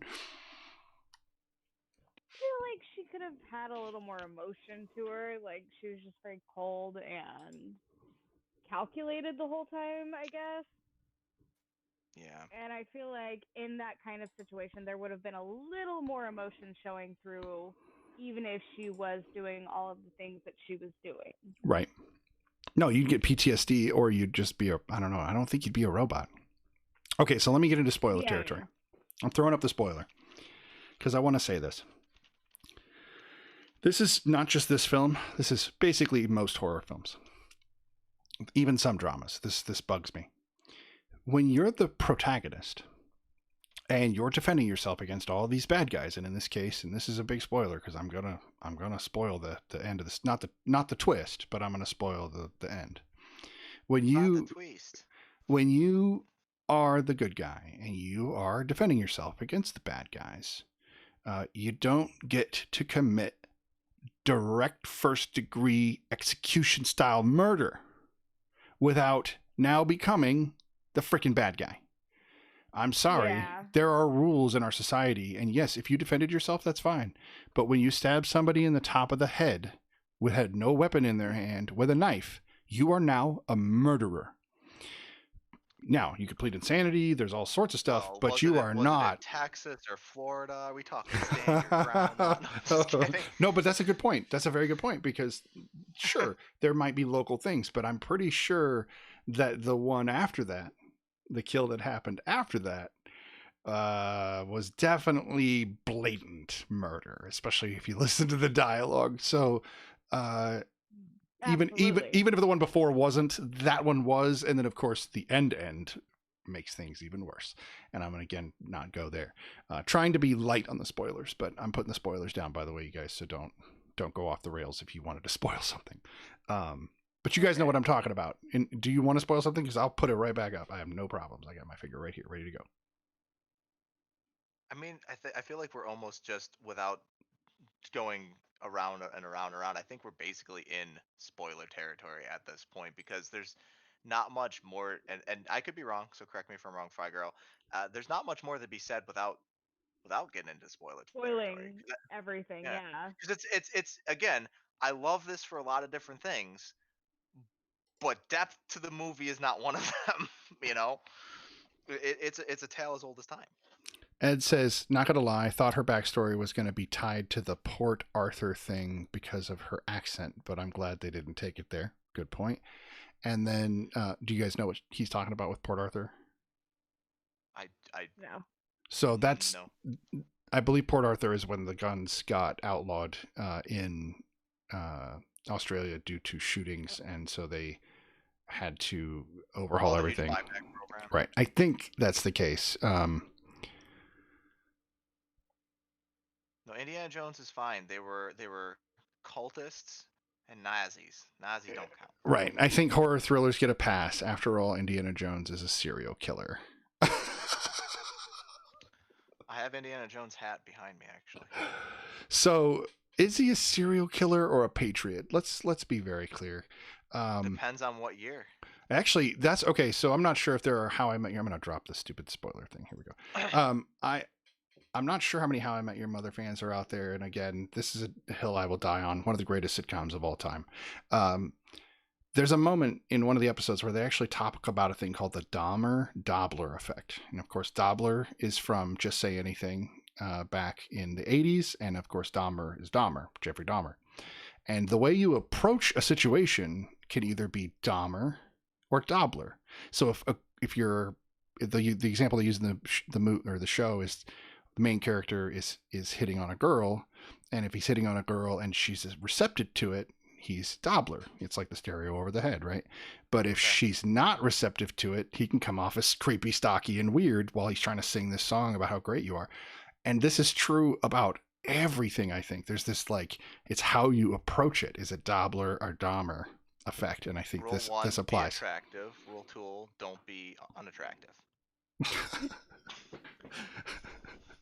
I don't know.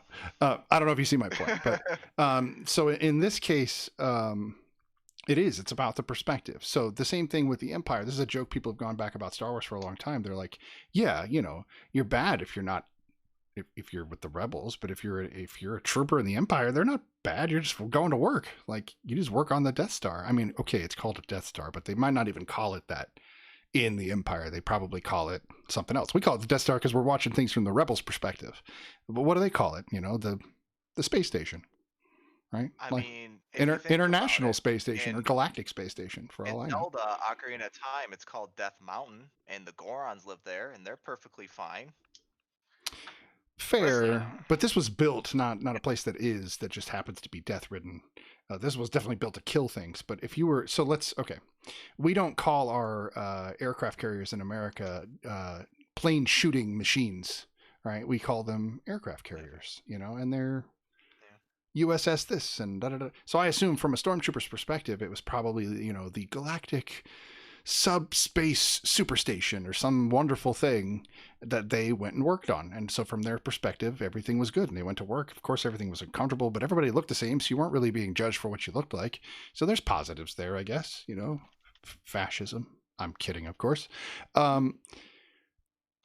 it's the same thing. I think that if you approach this from that same point, you're exactly right. Okay, it belongs in a museum and you belong in the fucking ground. Proceeds to massacre henchmen regardless of what kind of threat they pose. I think your next had a great comeuppance, and that saved it for me. It's a good word, Ed. Comeuppance. I like that word. I wish we were on the show so you could have heard you say it. That aside,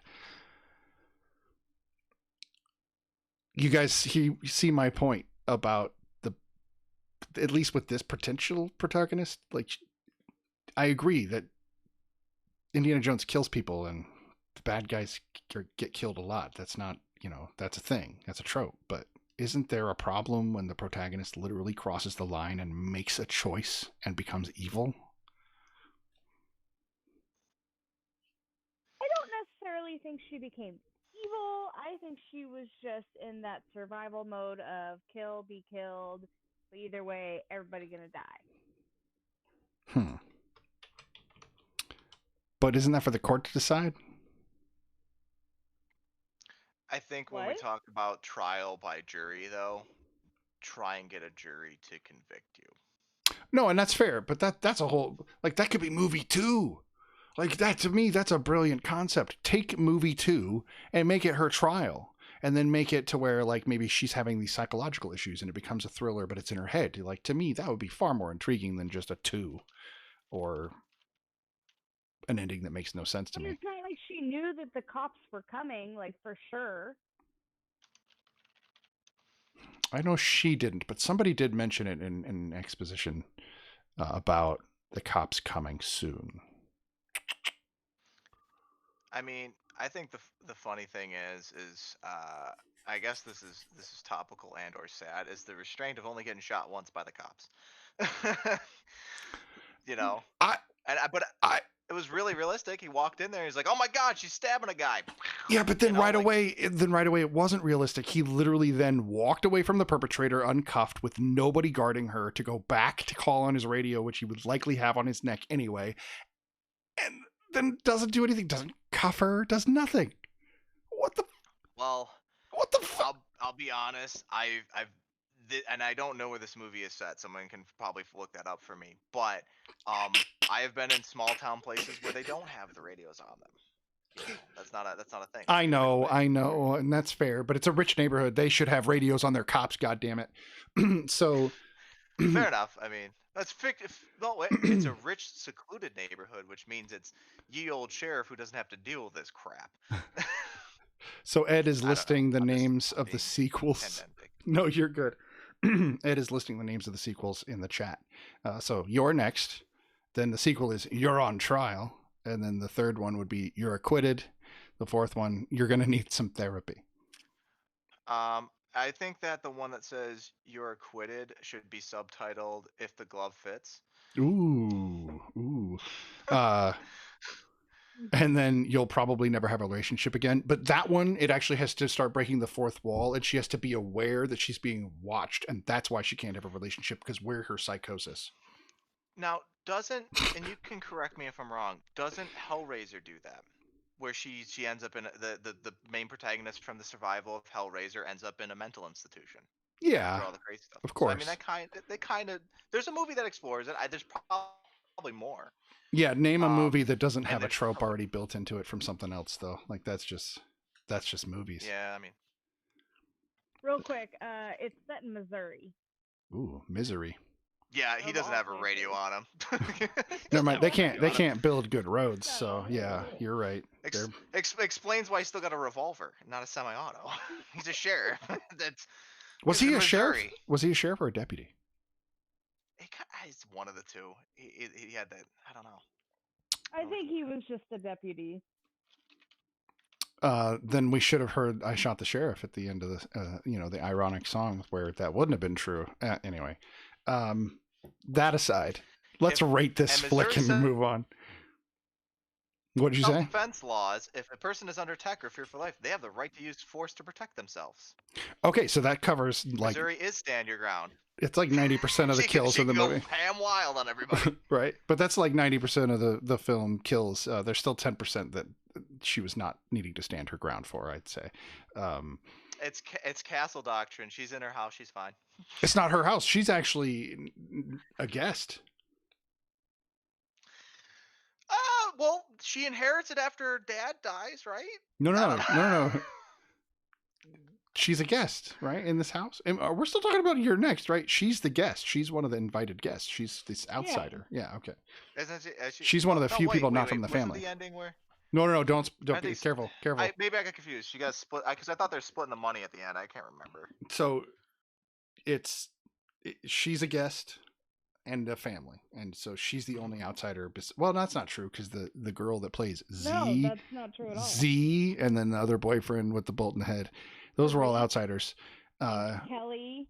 Yeah, and then okay, but I forget whose Good family show. who's not. did you guys get as disturbed as I did with Z on the bed with the mom? Oh, Oh jeez. my God, yes. I just remembered that. I was just like, what the F, dude? Why? What, dude? Get rid of this girl right now. She's disturbed. She has problems. And who names themselves ZEE? Like, how pretentious can you get? Anyway. Yeah, that scene was just freaking weird all around. I don't know. The here's brother scene was the pretty name bad. Yeah. I was I mean, just like, again, very visceral movie. but in that moment, I was laughing. I was like, could you at least pull one out and let him go faster? Because you're the one preventing this from going faster. You are the reason it's going slower. You're not doing it right. And you're putting those in places that's not doing the damage you think it should do. And you're not removing the valve at the end. Oh, And here's one. This is a small gripe. That's This is a dark, I small know, but gripe. that's like if you want to kill the Because I guy. both love this and hate this. So the guy gets the crossbow bolt in the back. Right. Okay. And if you want to throw up spoilers, Yeah, throw let up me spoilers. do that. Like I said, I feel like we're in spoiler territory at this point. So if you've been watching this far along, you're in spoiler territory. That's fair. The guy's got a crossbow in the back, goes to run out the front door, gets it clipped on the piano line. He's like, ah, oh my god, pulls it out, and the main antagonist lady's like, hey, you shouldn't do this. You shouldn't, or protagonist, sorry. The main hero of our story says, hey, you shouldn't do that. It's bad. Then she jumps out the window, gets glass in her leg, and then does what she told the other guy not to do. Yeah, I know. That's a horror movie trope in Yeah. itself. That's like running up the stairs.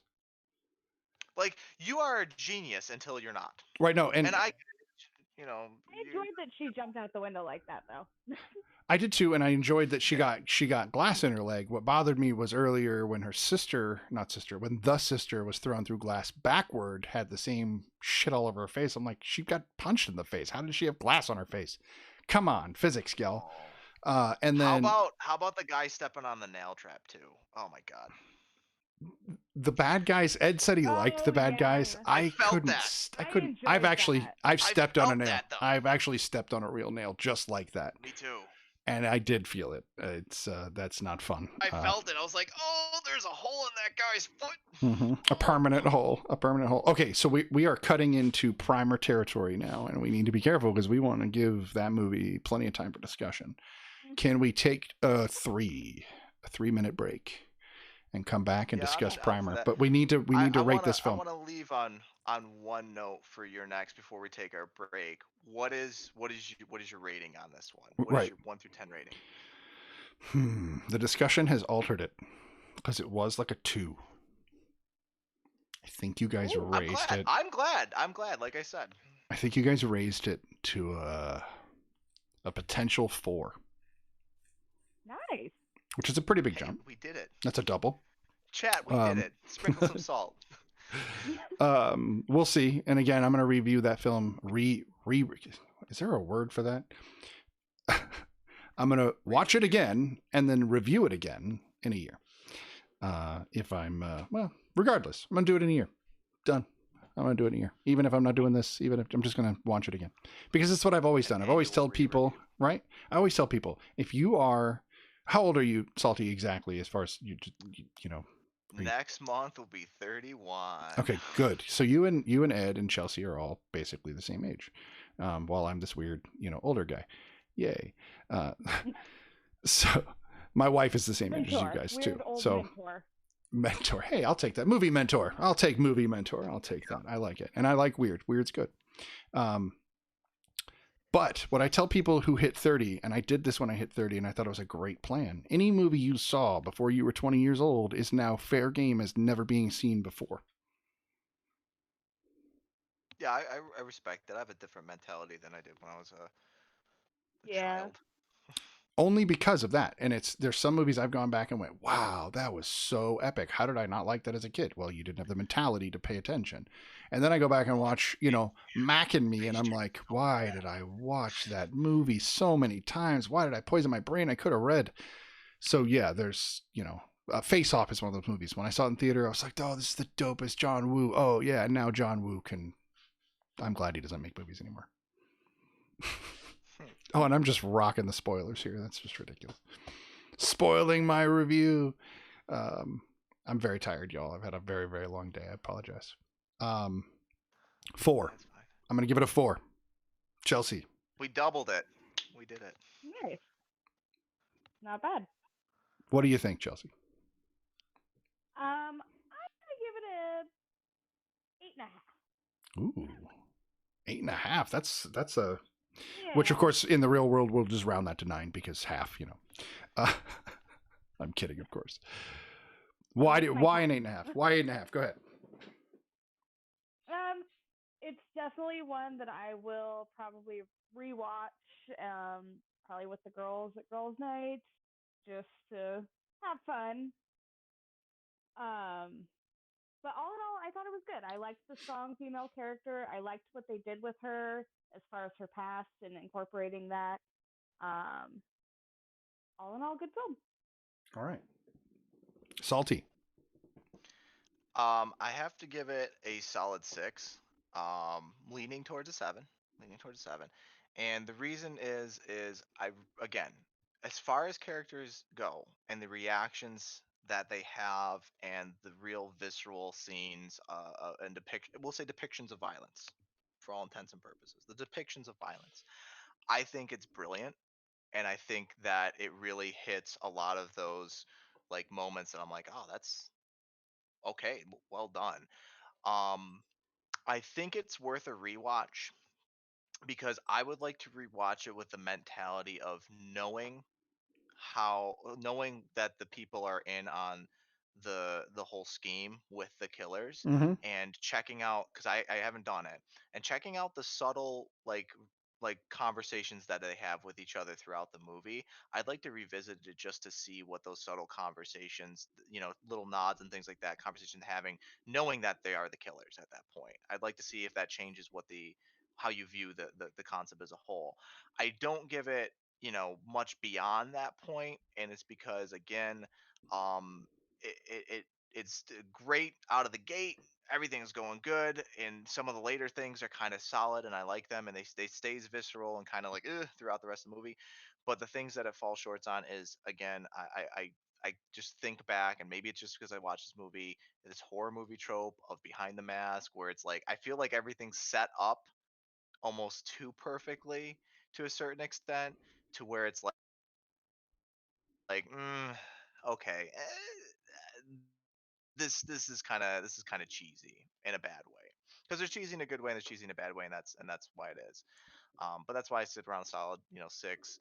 I might even bump it up to a 7 if I rewatched it and maybe saw like what the hidden dialogue might be. Right. That's a fair review.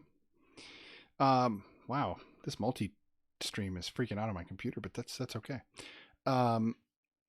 What I'm gonna do Do now, be like that sometimes. right? What I'm gonna do now is take a 2-minute break. I've been drinking a lot of coffee, and that's too much coffee. So I got to take a minute. Teeth are floating. Exactly. Anybody else needs to, of course, go ahead and do that, and we will be right back, guys. Stay tuned Same for me, chat. I'm gonna do the same thing. same for the salty. So yeah, primer up next. Stay tuned. You know what we've done, gang? We've defied all the laws of nature. That's a...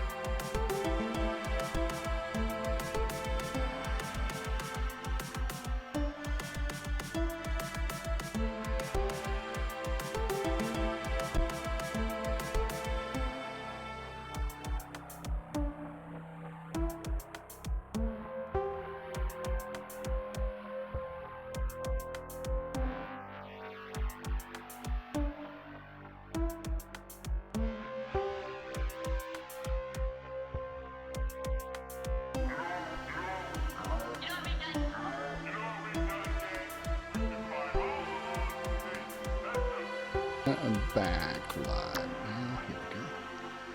I had to go downstairs and make a Manhattan because there's some deep diving that's going into this one.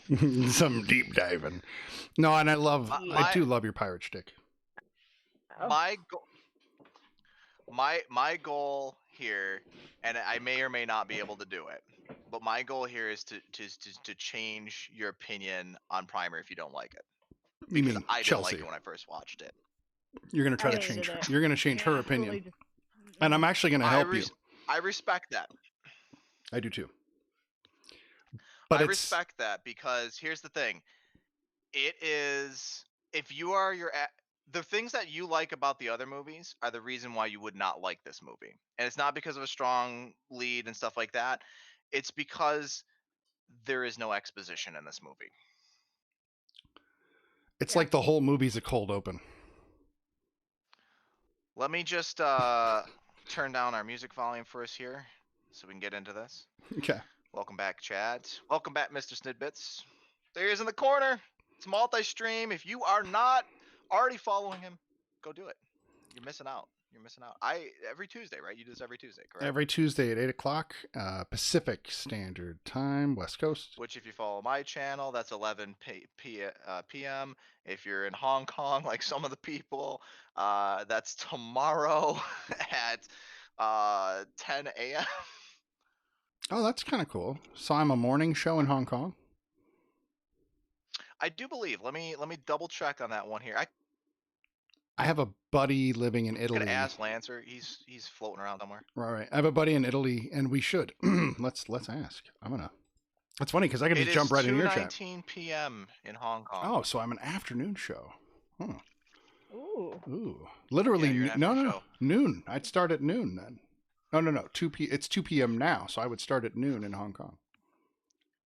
Take Draw, thank you so much for the kind words. Yeah, this is the captain's table. Welcome to it. Sit down, grab a seat, enjoy. Right. And as you can see in the corner here, teleprompting from very far away with magic technology, as far as I'm concerned, we have MrSnidBitS. And of course, wrong corner. Over here in the far corner of my corner is FryGurl hanging out as the sloth up here, as a distant voice in my chat, or in my stream. So we've got a very multi thing. Ghost voice. A ghost voice. Sorry, ghost voice. It's a ghost voice. I could make myself a ghost pirate in my channel. I could literally do that if I wanted to. That'd be awesome. I have the You're technology. a pirate and I'm a ghost. We're good. It works. We be selling the 7 seas with some ghosts. And I guess I'm just a goofy I be a SnidBitS. ghost pirate. The goofy SnidBitS. It comes from the dark sarcasm. The dark sarcasm. I like that. Let's check that. So this is something too. Why we're coming out of this break. I just got this for my wife, and I always like to show this off, especially if people haven't seen it. So if you're in my channel, I just got this, a real leather tricorn. It doesn't fit with my headset, so I have to get a different headset. Oh, But I got a legitimate tricorn. that thing is dope, dude. We actually, our winners from our stream that we did the other day were pulled out of said tricorn because no one entered the raffle correctly except for Psychopunk. Oh, I did it wrong. So don't be. I accidentally, while trying to teach somebody, introduced myself. I try to enter the raffle, and I entered the raffle myself. So I had like a custom pick. You did win something though, so that's fine. Regardless. That's awesome. And I thank you for that. I have the digital codes and stuff like that I'm generating, so I'll be sending them out. Thank you, Take Draw. Thank you so much. If you're not in the multi-stream, I put the link there for you. It's really awesome. You should check it out because you get to see both of us simultaneously. Although, as you can see, I've put MrSnidBitS in my top corner in case the multi-stream isn't working for some people. Because I know on people on phones, it's kind of a pain in the trousers. To that point, I have a joke for trousers. It's a pirate joke. What did the pirate say when someone asked him about the giant wheel that was on the front of his trousers?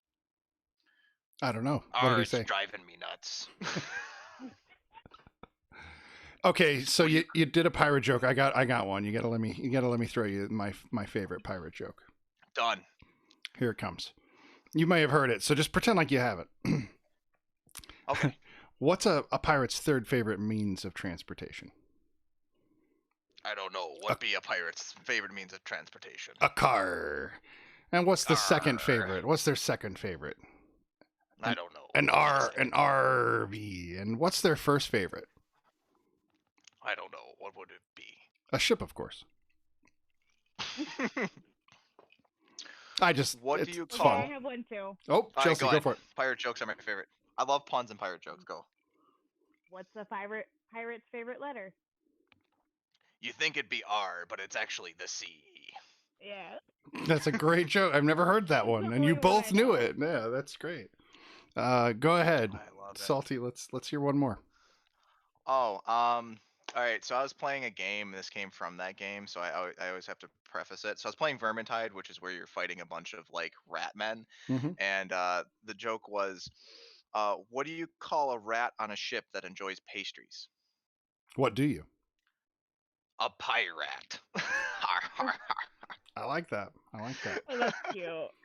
And how much? And how much does a Uh, pirate pay to get their ear pierced? Or their ears pierced? Sorry. A buccaneer. A buccaneer. So those are some of my favorites. Pirate Day and everything. I hope you do a good Pirate Day fun, shtick. I think that'd be great. Oh man, I have to do when Pirate Day comes back around. I'll have to do a big huge thing about it. My favorite thing. So I always keep this here. As you can see, I have a book of pirates right below my desk. I actually have a realistic ship map and I have a ship wheel like from a schooner downstairs in my bar. My entire bar is entirely pirate themed, and it just kind of ironically happened that way. Um, So you took the Chat persona and ran with it, says, right? um, I ran with it. Yeah, well, my nickname. So I'll take a quick deviation. My nickname's Captain Salty Dog, and it comes from a time when I was floating down a popular, we'll say, uh, waterway around where I live, so I don't dox myself. And I was floating down there, and I ended up in a harbor, and I took like a canoe. I took like someone's canoe, like legitimately. So I committed like actual acts of piracy, and then I buried it on a beachhead. They got it back. It's fine. It was one of those things where it's boys will be boys. So I actually benefited from that, and in like the good boys will be boys, like goofy stupid shit, not like Not the bad douchey stuff. stuff. Not the bad stuff. Chat Yeah, has a not that other pirate way. joke. Not that other kind I'm of gonna bad. take Yeah, go ahead. yeah, not the big like goofy stuff that people like, 80s movies goofy stuff, not like, you know. Um, Chat has a pirate joke. What is a pirate's favorite fast food place? Arby's. Arby's. It's funny because I had Arby's today. That's funny. See, I think I had a friend who made a joke up a long time ago, and I'm not sure if he made it up or if he just told me he made it up, but I'm pretty sure once you hear it, you're gonna know it was completely made up. not that everything isn't. That's one of my shticks. Everything's made up, but that's beside the point. So Everything's a remix. that's an even better way. That's the better way to put it. So this was the joke. So in the deepest, darkest jungle, in the deepest, darkest river in Africa, there were two hippos at the bottom of the river. And one hippo turns to the other hippo and goes, I keep thinking it's Tuesday. And it's weird because nobody ever laughs at this joke. I laugh my ass off. And I don't think I understand why. Because I'm the only person I've ever heard laugh at this joke. But I tell it to everyone and everybody goes completely silent. Because I don't think it's a typical joke. I don't think it rolls. It reminds me of a joke, and this will be my last kind of deviation before we get into primer, because I'm gonna let you guys talk a lot about primer before I jump in. Before you jump ship, I'm gonna let you guys talk about it. But this is my favorite joke, because it's in the same realm. So a guy goes into a bar, and he goes in the bar, and there's this guy with this giant orange head, and he goes up to the bartender and he orders a drink, and he goes, what's with the guy with the orange head? He goes, "Oh, if you buy him a drink, I'll tell you the story, but I can't go into it. He doesn't like to talk about it." So he goes down to the end of the bars and he goes, "Hey, buddy." He goes, "Can I buy you a drink?" And he goes, "Do you want to hear the story?" He He goes, yeah, how'd you know? He goes, because the bartender always tells him, if you want to hear a story, you buy me a drink. So go ahead and buy me a drink, and I'll tell you the story. He goes, okay. So what's the story with the orange head? And he goes, well, I found a lamp on a beach, and I rubbed it, and I got 3 wishes. And so the first time I rubbed it, I said, I wish I had tons and tons of beautiful women. And lo and behold, I had tons and tons of beautiful women. And he gestures around the bar, and the guy goes, oh, okay, I can see that. He goes, then I rubbed it for the second wish, and he says, and I said, I want to be rich beyond my wildest dreams. He goes, okay. He goes, well, what happened? He goes, well, pulls out a bunch of money from his wallet, and he goes, I'm rich beyond my wildest dreams. And the drink comes over and sets down in front of him. And he goes, so what happened? He goes, well, I think that's where things went wrong because that's when I wished to have an orange head. That's it. It's a joke. I like it. But it It's has just a- that it's a- same kind of like deadpan ending, which it's almost like British humor in a sense. I love it. Did I laugh? I love I didn't laugh, but it's not because I didn't think it was funny, because there are times where I'm literally laughing out loud inside. Yeah. It's just such a lame joke, and I just love it because it's they call them dead chicken jokes. Those are my favorite. Yeah, no, and I think that's what he was building with that joke, and that's why I said I don't know if he said it or made it, but I'm pretty sure his name was Jim Bob. Not really, but we called him Jim Bob because he was literally the opposite of what you would think of when you saw a Jim Bob. Like a guy who's named Tiny. Yeah, except like this guy, total nerdy kid, like just the sweetest kid you'd expect to see like in middle school, but never quite filled into adulthood until like his late 20s, and then he became like the manual, muscular, grew into his body. But before that, he still always looked like that nerdy middle school kid. And yeah, we called him Jim Bob because it just didn't fit. But it's great. So deviations aside, nice segue. It's Groundhog Day, right? Oh, yes. What a day. Right? It was, Reliving the same day again and again and again. it was Perfect. for some of y'all, but it is still Perfect here. for Groundhog this Day. kind of movies. It is. It's too bad we didn't Perfect also for this do. movie. We should have also done Groundhog Day. I think that would have been great, but that might have been too much of this. That would have been good. I don't know. It might have been too much, because that's a lot. Or we would have started. Sister's birthday. It is your little sister's Shout out birthday. Happy- to her. Yeah. That's Well, then everyone in my chat, please spam !salt for happy birthday times. we have to throw another. It's actually my daughter's birthday today too. Oh. Oh, double the salt. So yeah, second birthday. I can do this. It's wild. Aw. I can do this. I have. So. I have you covered. Hang on. I have the perfect stuff to have you covered. I got a guy to cut the cake. I got a bunch of balloons. There you go. Ba-bam. Nice. That's so sweet. That's awesome. I will, in probably 10 years, I'll try to explain that to her. Because I don't foresee trying to. Well, depends on how quickly she gets acclimated to the web. Yeah. Oh, That's a whole nother I discussion. learned at 5, unfortunately. Primer. Yeah. Primer is a film that I would call one of the ultimate slow burns that pays off and then drops the ball. That's the way I would Okay. characterize it. If I was just to make my opening statement about Primer, it's a good slow burn. I like the slow burn. You got to let it build. If you don't let it build, you're going to miss the point, right? You got to let it happen. And I like the payoff. I really did like the payoff. But I think at the very end of the film, it drops the ball. But we'll get into that. Chelsea, what do you think? So before I say what I think, I was asked to relay by Ed that the first movie that you guys reviewed was Tenet, and how he was thinking to create off of that world.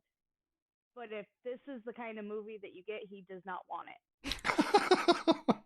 Okay, Salty, have you seen Tenet?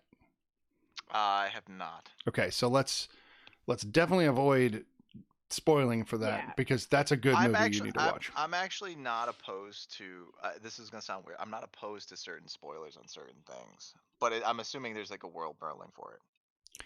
I think you would enjoy not knowing what. I think you should walk into that movie raw. Yeah, you should just walk in blind. Don't watch Raw, a no preview. Just protection. I didn't. College days. Yeah, Drinking, no, got yeah, it. dude, yeah, exactly. Just walk in like Yeah. like you're 17 and you don't give a fuck. You got to just go in and don't. And Okay. that movie is a Okay. bit of a slow burn too. And I think people need to understand the slow burn movie. It gets a lot of crap, and this is why dramas get a lot of crap because they slow burn. Yeah. And I hate that I people love slow don't burn. let them pay off because when they pay off good. I mean, talking like you're committed at the end. You're like, I may never watch this movie again, but it changed me as a person. So that's why I enjoy dramas. Is I usually walk away either more inspired to go learn more about a period of time, or I get emotionally drawn in one way or another. That aside, Primer didn't do that to me. I didn't get emotionally drawn in, but it definitely sparked my intrigue. But Chelsea, you never did tell us your thoughts. You told us Ed's thoughts. What are your thoughts? So I'm gonna throw out my F-bomb and say I fucking hated it. I'm starting to see the thought it meter. was I'm seeing the meter so- move here. And it was just, I didn't like how it was shot. I didn't like any of it. Okay, fair. And then Salty, can you give us can you remember back Like, to it the was very hard first for time? me to not be on my phone. Ooh, that bad. Yeah, like I wanted to just pick up my phone and watch TikTok. And I get that. I The get first that. time Which is I watched struggle. it. Go back to the first time you watched it, Salty, and tell us what you thought the very first time. So I watched this movie. This movie came out when I was in high school. And so I first watched this movie in high school, and here my introduction to it was a meme. Hmm. And the meme was um I'm going to try and describe it verbally, but basically they're like, Terminator, he goes back in time, and then this happens, and it's just like one loop. And then it's like Time Cop, he goes this, and then it's like Primer, and it's just a fucking squiggly line. That's sorry. That's the only way I can kind of say it. It's just a squiggly line all over the place. Right. Because the timeline is, to quote David Tennant, timey wimey. Timey wimey's You a good know, way to put it. I agree with that. yeah.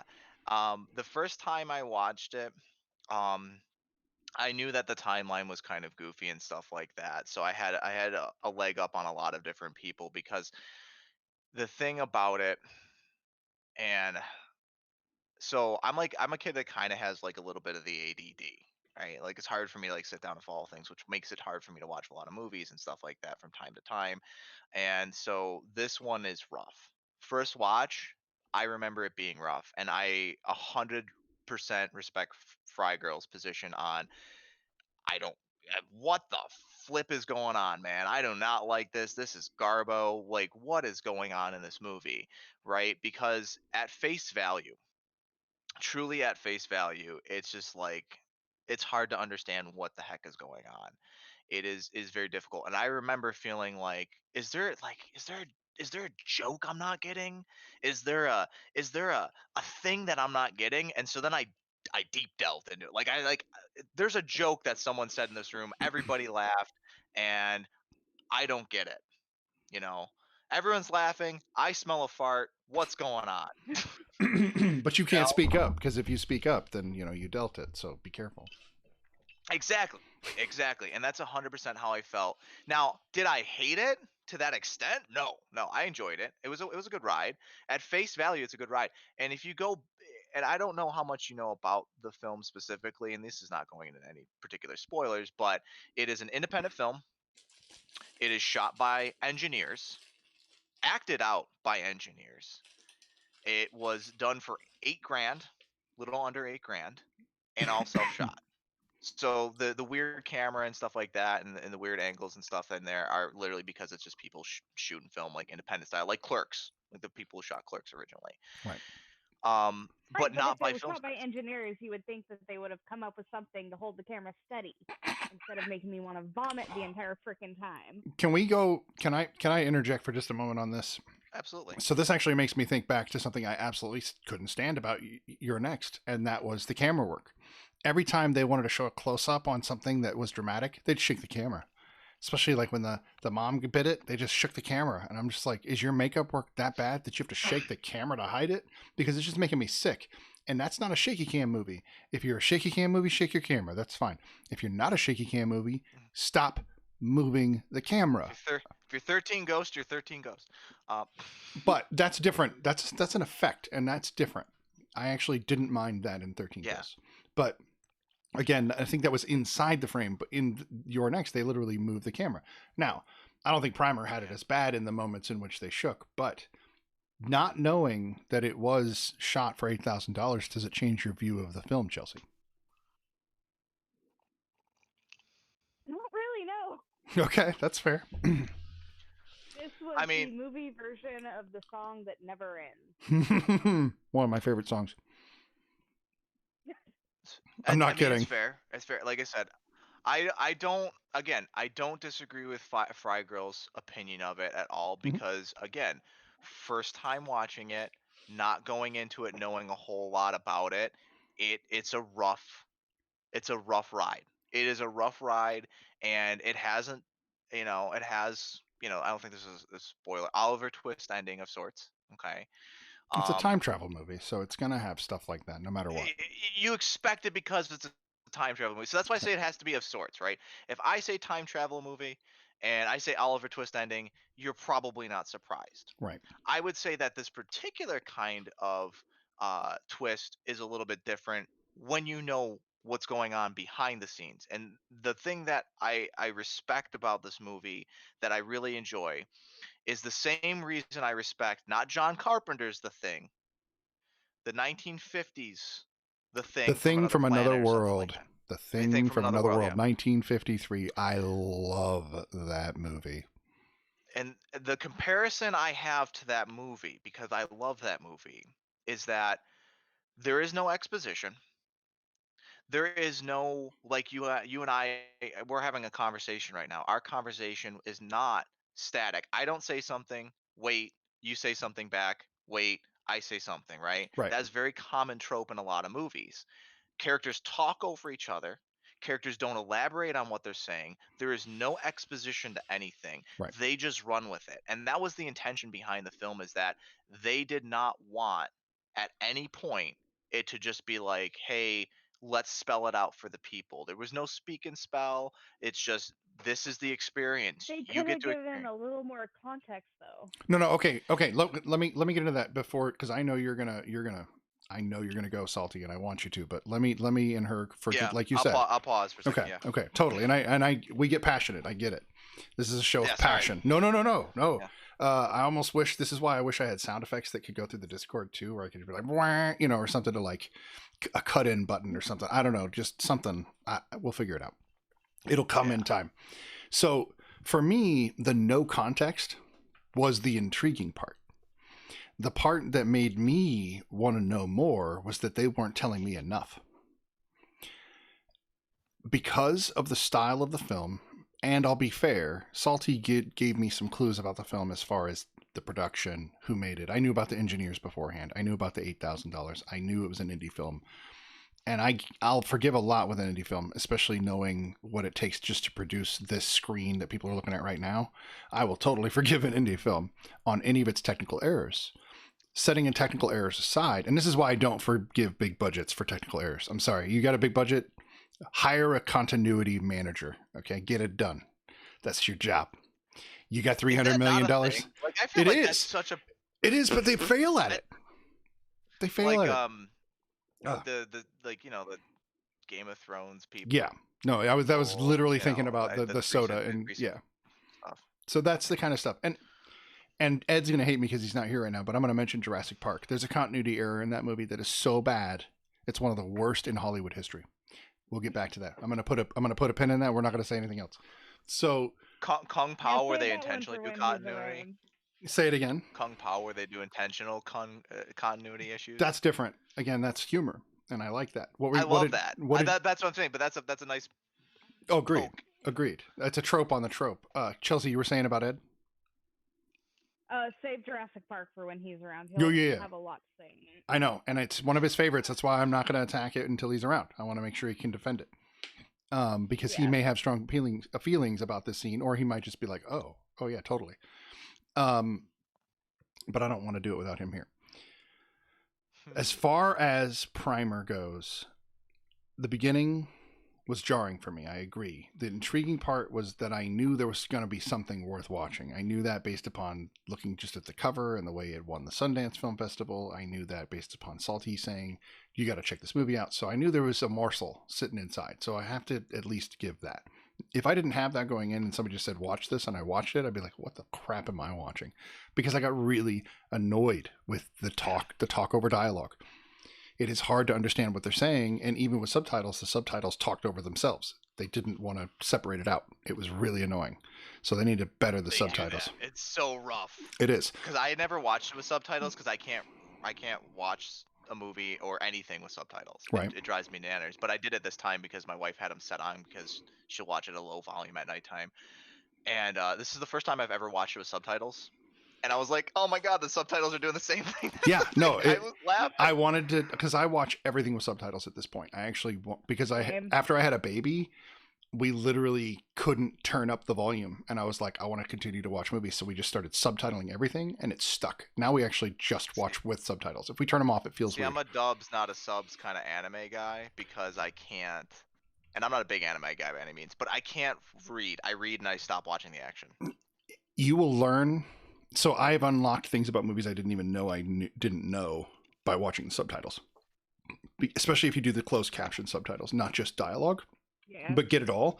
There's music and everything. Caption. Yeah, it does everything. And there are things you will actually pick up story bits from the songs if you're not paying attention to the dialogue. Right, totally. Some of the descriptions are just funny. Or somebody did a piss poor job at their closed caption job. That's sometimes funny. Or I can't remember what comedy movie did it, but there's a comedy movie. It's like, if you're watching this with subtitles, there's no subtitles for this particular thing that John was supposed to write. So instead, you're just going to get me talking about this. Right. Because it's just music at this point. I don't know why you're reading still. And it just goes on for like 10 minutes because it's like this just musical bit where they're just walking on the background and someone was just having fun. I've seen some things like that and I do think it's brilliant. So I agree with you on that one. So Primer's it's just hard for me. ADD. Primer's thick. And so in order to get into it, and it's definitely a movie that I think even if we explained it, people would still need to go watch it. And even if we gave away the thing, I still think people would still need to go watch it. Because if you don't, you still won't quite understand. So from my perspective, it's a story about two engineers who are very Steve Jobs and Wozniak-like. You know, they really are the two Steves who tried to build Apple. But instead of building Apple, they're just like, we can build this thing. And of course, as you start to realize that this thing is a freaking time machine. That's not a spoiler. That's the plot of the story. That's the concept. Yep. So... But the way they build it, from my perspective, is pretty raw and real. It's an ugly metal and plastic box. And they start talking about things on levels that are just like, well, wait a minute. What do you mean it's just a fungus? Wait, that's a fungus. That's real. Protein, yeah, like, not a fungus. Sorry. But you know what I mean. They start talking about... That's one of the guys in the movies makes that joke. So they start talking about all these different little elements that from a person who loves sci-fi, my brain has taken 40 years of sci-fi and starts plugging in the holes wherever it can. It's like, but plus I like real, I did astrophysics to some degree in college. I really love astronomy. I was an amateur astronomer. Oh, damn. So for me, my brain likes to plug in all the real science that I know and then the science fiction bits, sprinkled around the outside. And so it was really easy for me to start imagining what the hell was going on inside that box. So I wonder, Chelsea, did you just not care what was going on inside the box? Or did you just... Why would I care about that? Like, what did they give me to make me want to care? The whole movie, I was like, I don't give a crap. I want to hear more from you, honestly, at this point. I'm really curious. I am very interested because and this is by no means a slight. I'm very interested because what happens in the box is the point of the movie, Right. and that's probably why you didn't like it. Right. Maybe I just wasn't understanding it. Maybe I need to go back and rewatch it again and actually like try and focus better. So here's a thing that I always do for this movie, and I'm just gonna take the reins slightly because I think this will really paint the context of how you understood the movie, because this is a question I always ask everyone for is, so to the best, because they haven't a small, this is the only exposition really in the film. To your understanding, do you know how the time travel works in the box? Because if you don't, then I understand why you hate the movie entirely. No. Why would I understand that? Can I try from my perspective as a single time viewer to Absolutely, explain but it? Mhm. Oh no, you had a but.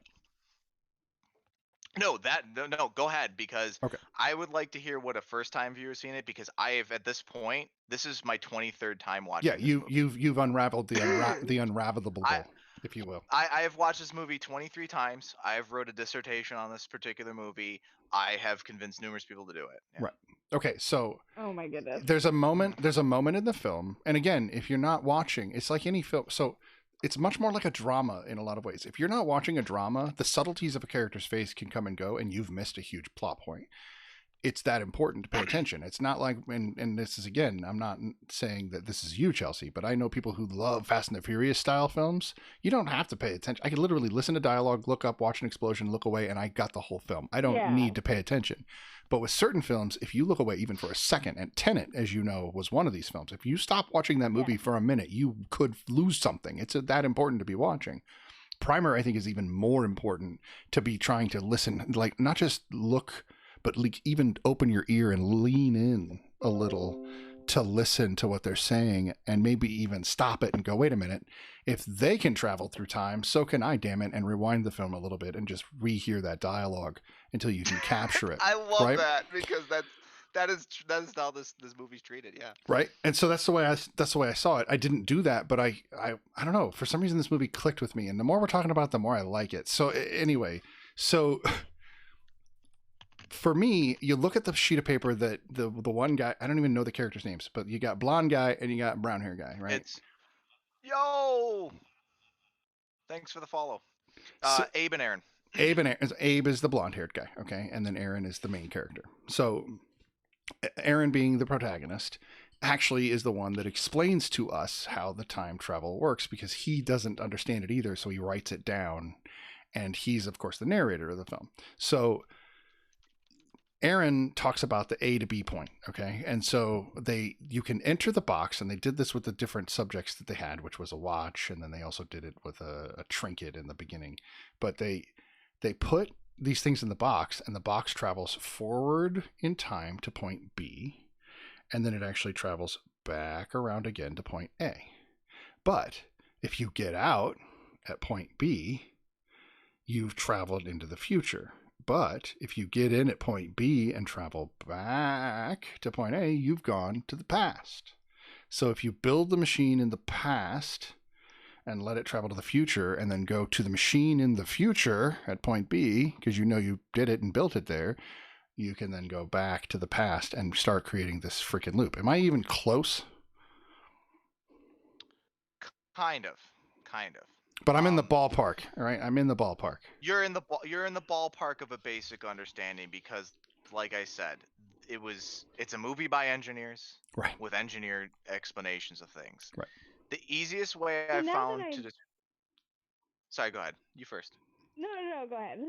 No. We want to hear you, Chelsea. I want to hear what you have to say. I like to hear it before I explain it because when I explain it, I know probably almost everything there is to know about the film. I think now that I know that it was made by engineers, it makes it worse. Interesting. I mean, again, they needed to dumb it down for a regular viewer. We're not all engineers. But isn't that what like the Matrix would be for? Although that's a bad reference. Biggest fan of the Matrix either. Oh, so. okay. No, and that's fine. Not every movie for every person. my thing about it is, and this is again why I like it. So I go back to the 1950s. The thing from another planet is that there's no exposition, and exposition is definitely it's a modern, it's a not a modern idea, but it's definitely something that certain people need or want out of their movies, because if they don't have it, it really can ruin the experience for them. Because um well, we talked about The Room earlier. Okay, so The Room movie we don't like. We've agreed on this point. Um, the Room is funnier to discuss than it is to watch necessarily. I would say, and I can agree with this, that Primer is a lot more fun to discuss and dissect than to just watch at face value. And I've never made any kind of like hidden agenda related to that, because I understand why people would not like it, because there is no exposition. You have to sit down, watch the movie. I would almost say like meticulously, and think about every part. It is a rewatching movie. It is a rewatching movie for that point, because they don't exposition anything. They talk over each other. It's like a real experience. You, the viewer, are experiencing it like anybody who's watching it from a third party with no exposition. We don't get the movie magic of, hey, this is what's going on, kids. Right. It's just, here it is. I don't get it. Sucks to be you. Have you ever seen And that's the Clerks? pretentious part. Have you ever seen Yeah. Clerks, Chelsea? What? Clerks. Kevin Smith, 1991, I think. Okay, so No, Clerk. I haven't. Have you seen any Kevin Smith movies? Mallrats, Chasing Amy, Dogma. Jay and Silent Bob. Okay, so you saw the late, like that was his spoof on all of his own films. So it would behoove you, I think, to start at Clerks, because if you enjoy, Okay. did you enjoy Jay and Silent Bob? You think it was funny? Yeah. Okay, Yeah. so all the jokes from that movie are all already written in his 4 previous films. So go back to Clerks and watch from the beginning, and all of the jokes about Randall and all the characters all start there. So Clerks was shot for $25,000. It was shot on all of Kevin Smith's personal credit cards because he couldn't do anything with it. See, take draw. And he literally Shot in black and white because it was cheaper. Right, because he had no choice. And he literally went to the rec center to find people to come be in the movie. And you actually know one of them as Jason Mewes, was just the kid at the literal rec center that he brought into the movie because he acted like a chump. And it worked perfectly for the film. And of course, he did the Marcel part because he could be silent and just stand there and not have to worry about it. It's easy as a director to just stand there, use his expression-filled face, and then have the rest of the people do the movie. If you watch the film, the dialogue is well written. And this is what got him to the Sundance Film Festival. Very, very well written. But the movie, no offense, Kevin, please don't ever hate me for this. I love your work. The movie's kind of shit. And I don't mean it in a negative way. I just mean that he was on a limited budget. He couldn't move the camera. The people that were acting in the film, no offense to them, they weren't professional actors. They did their best. And their best got the attention of the Sundance Film Festival and made him one of the most famous people as a nerd in the world. But Yep. If it weren't for his $25,000 gamble, he wouldn't be there. Primer is a similar film, but instead of it being a nerd making a movie about nerds standing in a freaking grocery store, or a 7-Eleven or whatever, they made a movie about what if engineers were able to build a real time travel machine, and what would that be like? And they had an even smaller budget and less people interested in their work. You're talking about the engineers. People don't care unless it's a robot coming to kill you. That's a throw to the Boston Dynamics people. But I get it. I do understand where you're coming from. I don't watch Clerks very often. It's rare that I watch it because it's hard to watch. So I agree with what Salty's saying. It is difficult to watch this movie just to watch it, but it intrigued my intellect enough that I was just like, holy crap, what does this mean? So it doesn't mean it's no different than if it didn't hit your funny bone, and that's perfectly legit. I respect that. Yeah, and it's not a slight. I would say this. It's not a.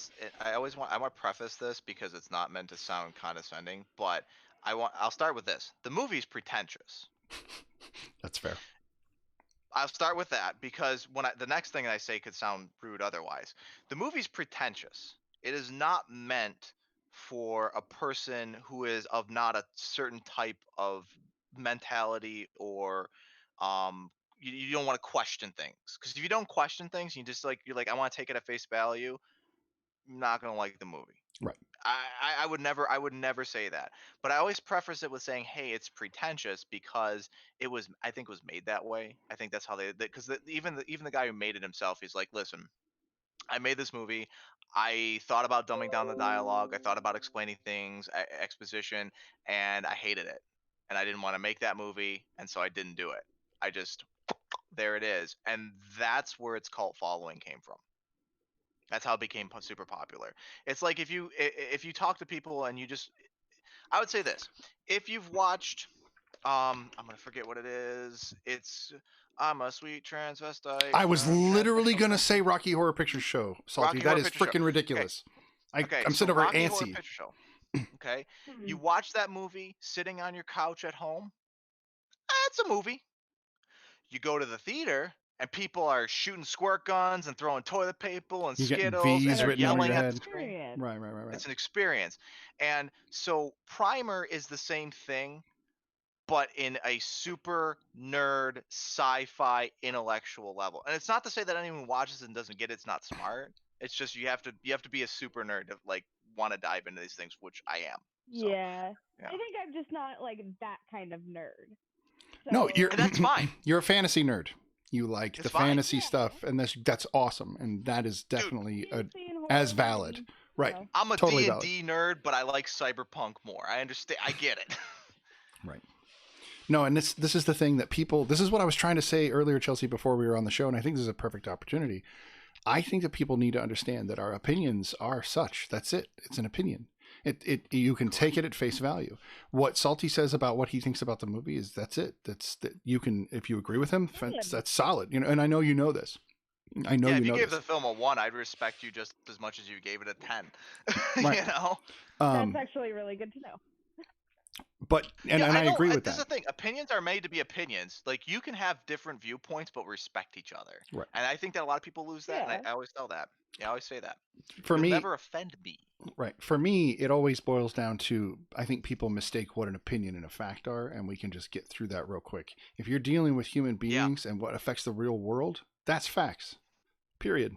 We'll just deal with those as facts. Yeah. But if it's about art, if it's about pop culture, if it's about whether I like, vanilla ice cream versus chocolate, that's opinions, and those are where opinions stop. Yeah. And the two things need to be completely separated at this point, because you can still have an opinion about a fact, but it doesn't change the fact. But you can't I want have people to not like this. right. But you can't have a fact about an opinion. You can't. You can't. You Yep. can have an opinion about a fact, but you can't. cannot have a fact about an opinion, because an opinion is literally just somebody's viewpoint. It's just what I'm saying about this thing. And yeah, I can have an opinion about anything, literally anything. But if my opinion is about a fact and I'm trying to dispute a fact with an Fire opinion, is hot. Right. Whether or not you like sitting around the fire is a completely Right. different opinion. right, or whether you think it's beautiful, or whether you think fire burning is good or bad, all of those things are subjective to an opinion, but it doesn't stop it from burning you. So I just want people to understand that if we're having opinions and that seems to stand against what you believe, maybe we all attach our opinions too strongly to things like pop culture. I think that's something that's very toxic these days. We're attaching how we feel Agreed. about ourselves to whether a movie is good or bad. And like, okay, I love The Matrix, but if you think it sucks, okay, I still love The Matrix. I love it as much. In fact, the fact that everybody hates The Matrix in general, and I don't mean the original film, but just like the whole kind of embodied concept of The Matrix, means I got all my toys for $5. Thank you guys. I appreciate it. Got 'em. I'm just saying, that's what I mean. Like, if everybody loves Star Wars toys go up. So that's great. We all love Yeah. Star Wars, but it's expensive to love it. Those freaking lightsabers are $100 minimum, and it's for the crappy ones. I used to have an original Darth Vader lightsaber, and I said used to because I got so tired of carrying around all this expensive Star Wars crap because I was a fan that I purged my whole collection. And what you see behind me are like little remnants of my old collection. And I have pictures that will blow people's minds. I had a collection that was an entire room. I was one of those freaking nerds. Movies, 1,500 DVDs and Blu-rays. Now it's all digital. Like I was that nerd. So I totally get the passion behind all this stuff, but I realized that all this stuff wasn't who I am. None of this stuff back here is who I am. Well, maybe the books, because I've learned a lot from those, but this stuff has helped me learn about the world around me. Like that character right there, the Joker. I learned about the world by looking at him, but I will not idolize that guy. He's a lesson. I look at that picture and I've learned lessons about how not to be. This is a cautionary tale. While the man next to him, this Einstein guy, that is somebody to emulate. That's somebody to try to be like, I think. That's why I have him there. Yeah. Think logically, think better for the world, don't think bad. Okay, I'm off my soapbox. I was given one, though, so I'm glad I was able to do that. The opinions aside, I agree with what Salty's saying here. This movie is definitely a dissectable film. This is why I like the movies The Matrix, or movies like Blade Runner, or let's see, what are some of my... There's so many that fit into this category. Tenet is one of those. So that's what kind of surprised me, Chelsea, is that you like Tenet a lot, it sounds like, but Primer fell flat. But for a lot of reasons, including production value. Tenet was easier to follow. Interesting. Like, it had twists and turns and whatever, but I found that movie way more easy to follow than two dudes constantly talking over one another with no explanation as to what the hell is going on. Yeah. I'm gonna have to watch Tenet now and then come out with this with a fresh brain. But without even watching it, I know, because I've had this conversation with many people. I know exactly where Chelsea's coming from. 100%. I get it. Mm-hmm. I get why this is a difficult movie to follow. And I don't pretend he didn't understand it. Well, he just didn't watch it and dissect it enough, because I didn't get it when I first watched it. I absolutely did not get it, but I wanted to get it. I wanted to know. I didn't have a show, to sit down a week later and like have to like talk in front of a bunch of people and be like, hey, so let's talk about Primer. Like I didn't have that. I had like a week or two to like dissect it and digest it and figure out what I liked about it. Right. So. And maybe my issue is that that's too much work. I don't want to have to go into such depth for a movie, something that is supposed to be entertaining to me. I see. Oh, yeah. Oh, no. Okay, so you see film as an art form, so like the beauty of fantasy, Yeah. but you also see it as a form of a ride and entertainment. And I love that, because I think most people forget that there are 20 different types more, but I'm just using 20 because it's 20 different types of film, not just the genres, but you also have the mind bender and the subgenres, the roller coasters, I get it. So I play games on my channel a lot normally. Like this is my normal stream kind of situation, and we have a term for that. There are people who want to sit down after working 8 hours, 10-hour days, and play a couple of hours on Skyrim and just be this big, huge, powerful knight, right?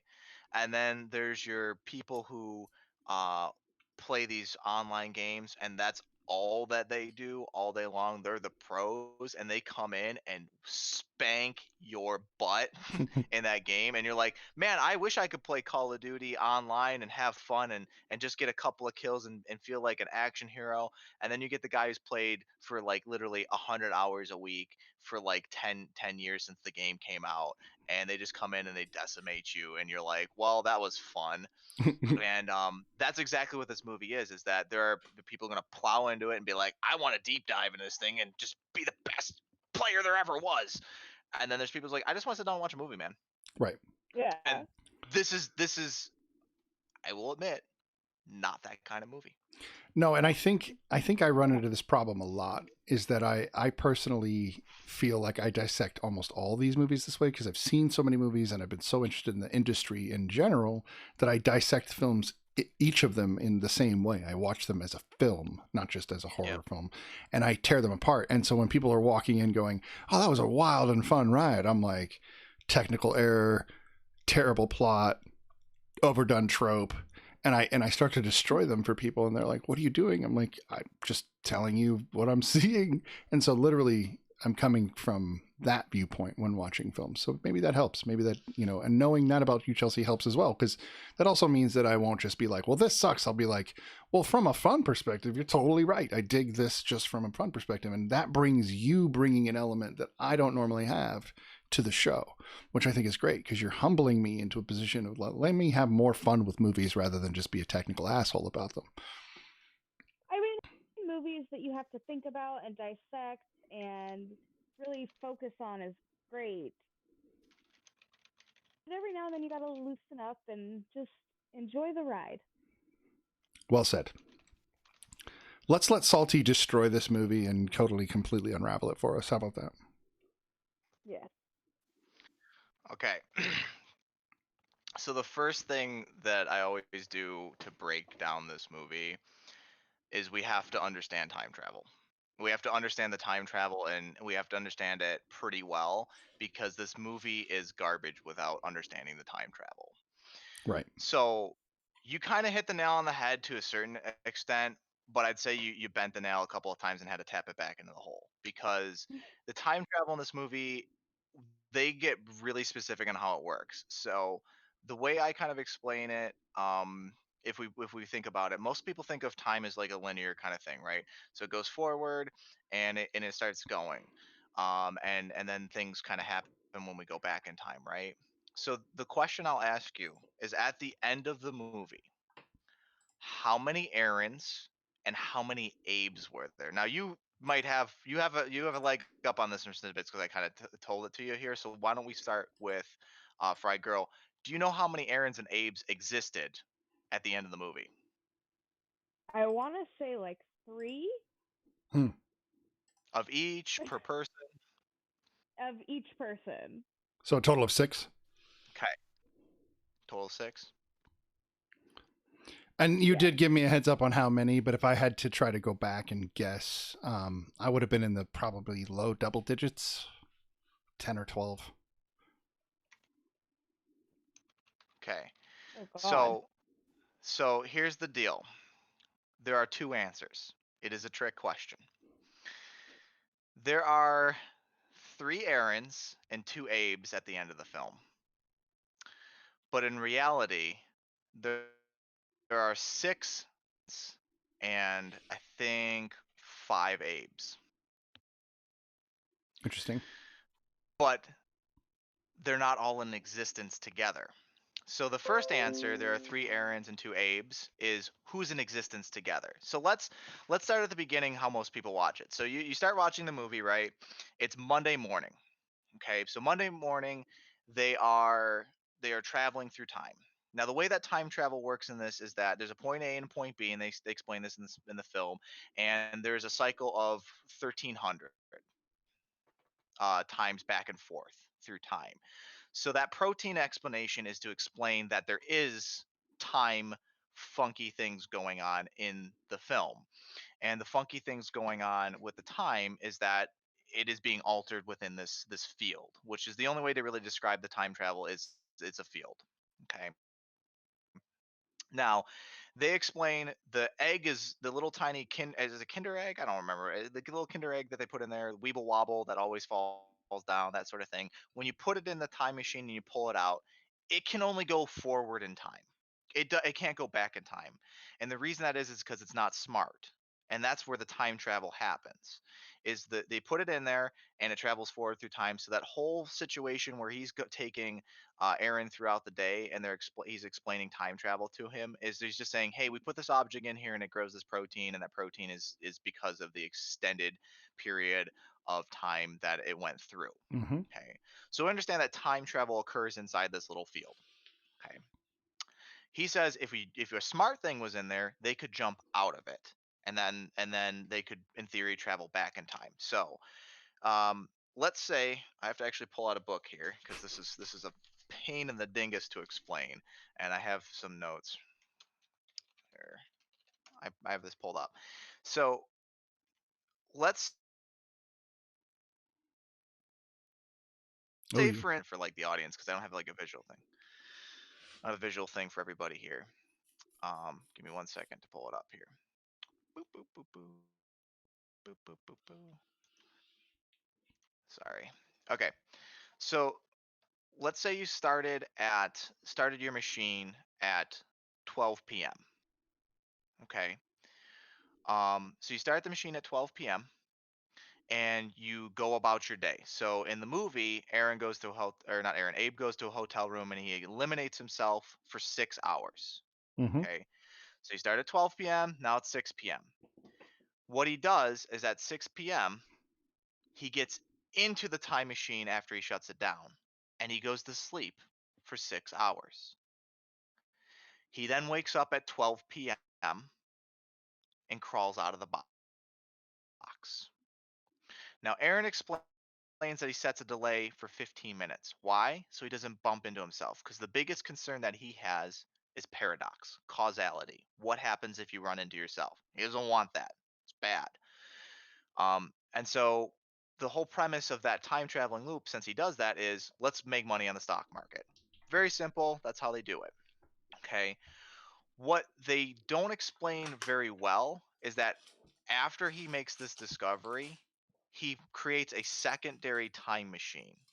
This secondary time machine is activated at let's say, uh, 7 in the morning, and his other time machine ends at 12 p.m.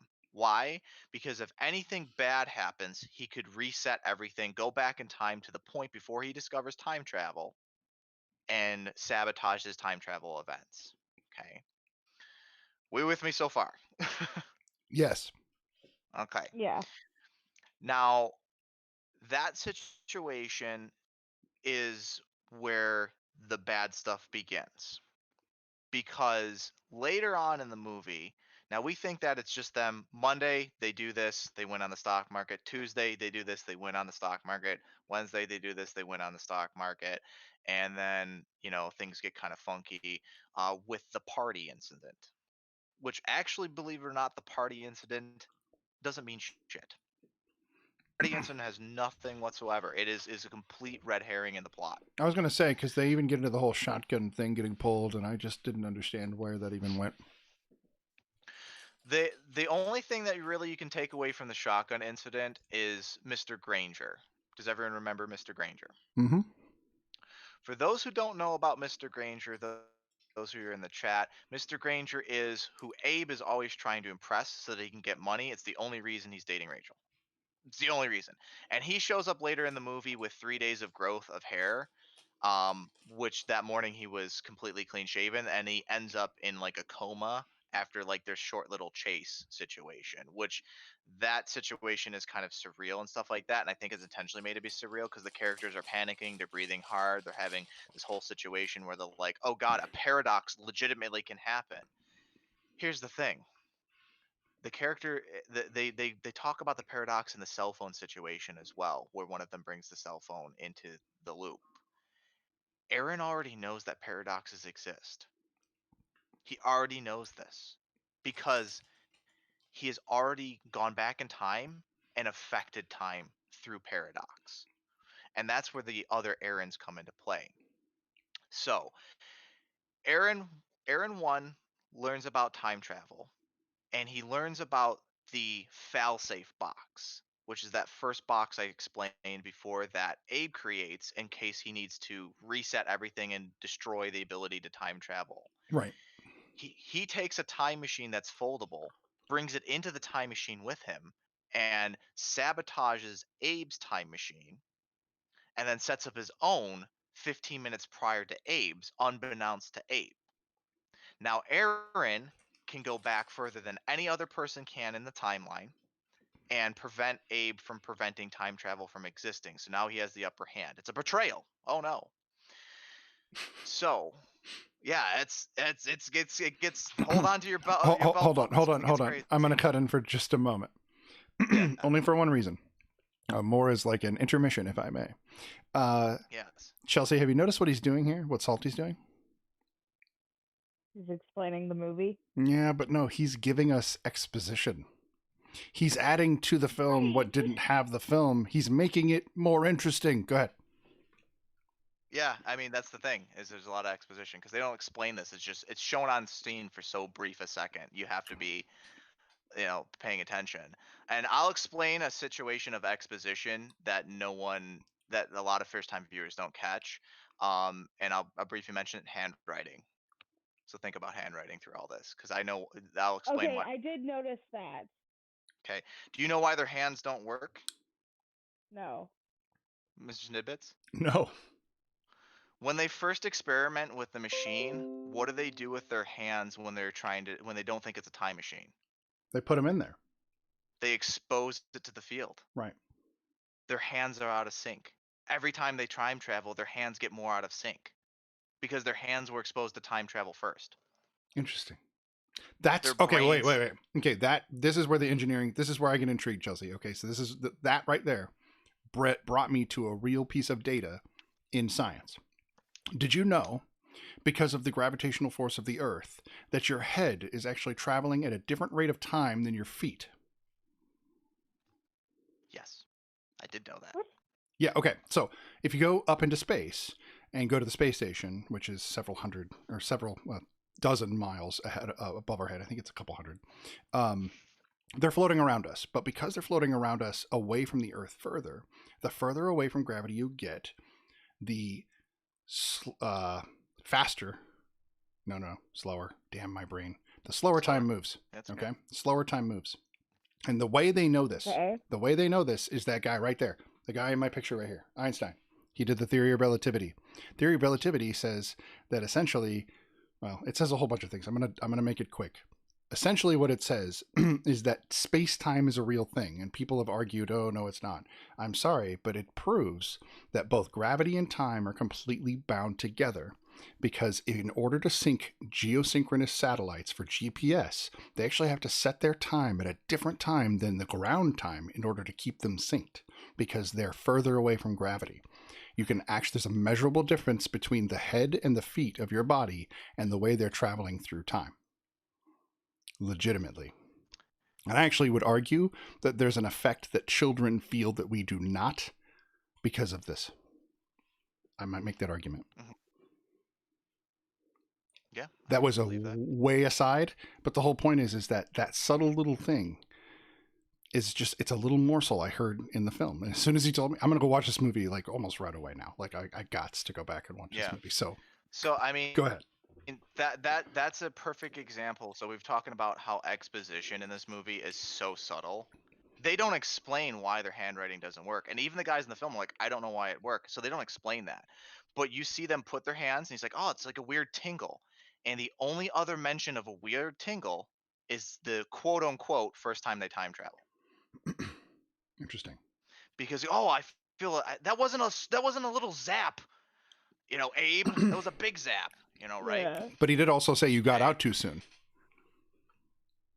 Yeah. Did he get out too soon? No, I think he got back in. Anyway. No. Like he was, I don't know.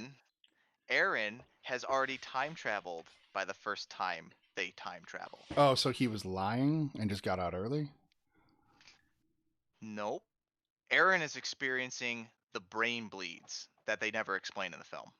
Oh, so that's why his ears are bleeding and Abe's are not. Because he's already time traveled twice by this point. Too many times, if you will. Too many times, according to whatever is going on. He's out of sync.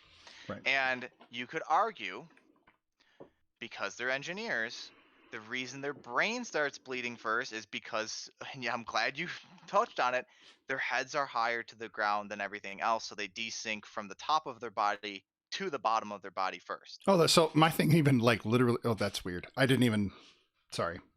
That didn't even connect. No, I didn't realize. That's why I didn't say anything. That's funny. That's happened like 4 times tonight. Anyway. Because what ends up happening is, so if we go on, basically let's break it down. So Sunday at 9 a.m., Abe and Aaron go about their days, do everything for us here. Abe discovers his whole time travel by Monday, and he starts his little thing around, I think it's 4 or 5 a.m. in the morning, his additional like fail-safe thing, and then around like 7 or 8 Pardon me. in the morning, he does his real-time travel. There are what Aaron does is when he goes through the whole situation, he goes back to before the fail-safe thing after the first Aaron goes through the whole situation.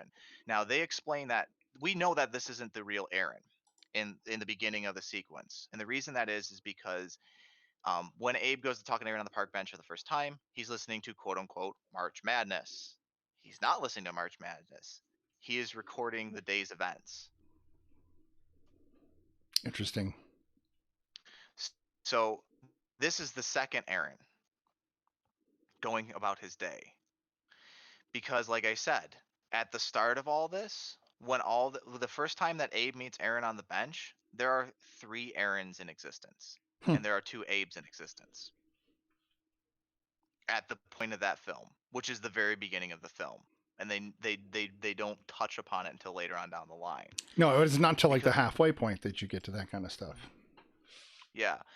The easiest way to explain how there are 3 people is the scene with the rats. So Aaron's wife makes the comment of there's rats, and he's like, "You don't want to kill the baby birds, do you?" Oh yeah. Okay, that is the rat on the top is the first Aaron.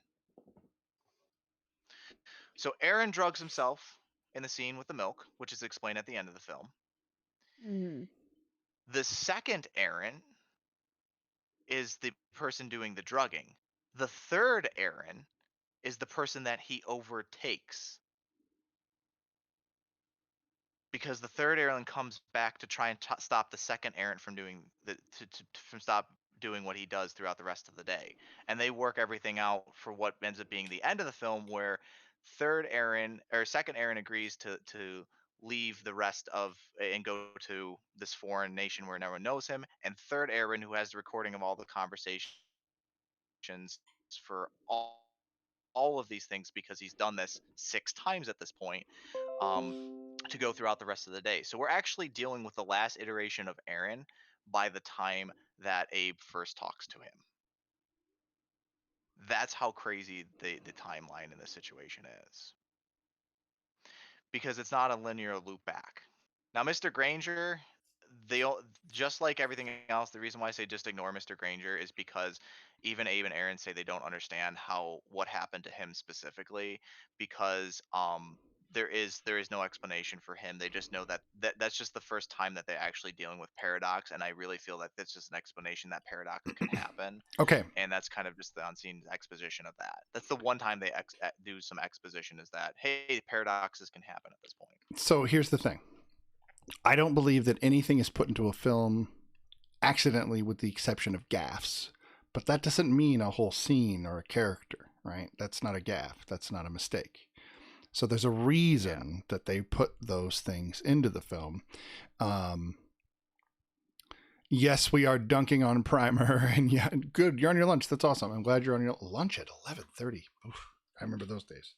Not a fun on the time. night shift tonight. I know. My lunch is at 7. My lunch is at 7:30 at night, so I feel that. Pardon me.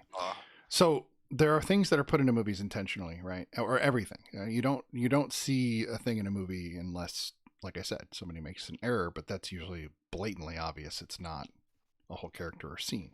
So what I suspect, and this is what led me to say what I said to you off screen, Salty, is that I think there's an infinite number of Aarons and Abes, because once you're dealing with time travel and loops, regardless of whether it's linear or not, you're still dealing with infinities, and possibly not necessarily dimensions, but we don't know if doing that many of them could cause some kind of wake and cause a disruption in dimensions. We don't, like, it can get wild.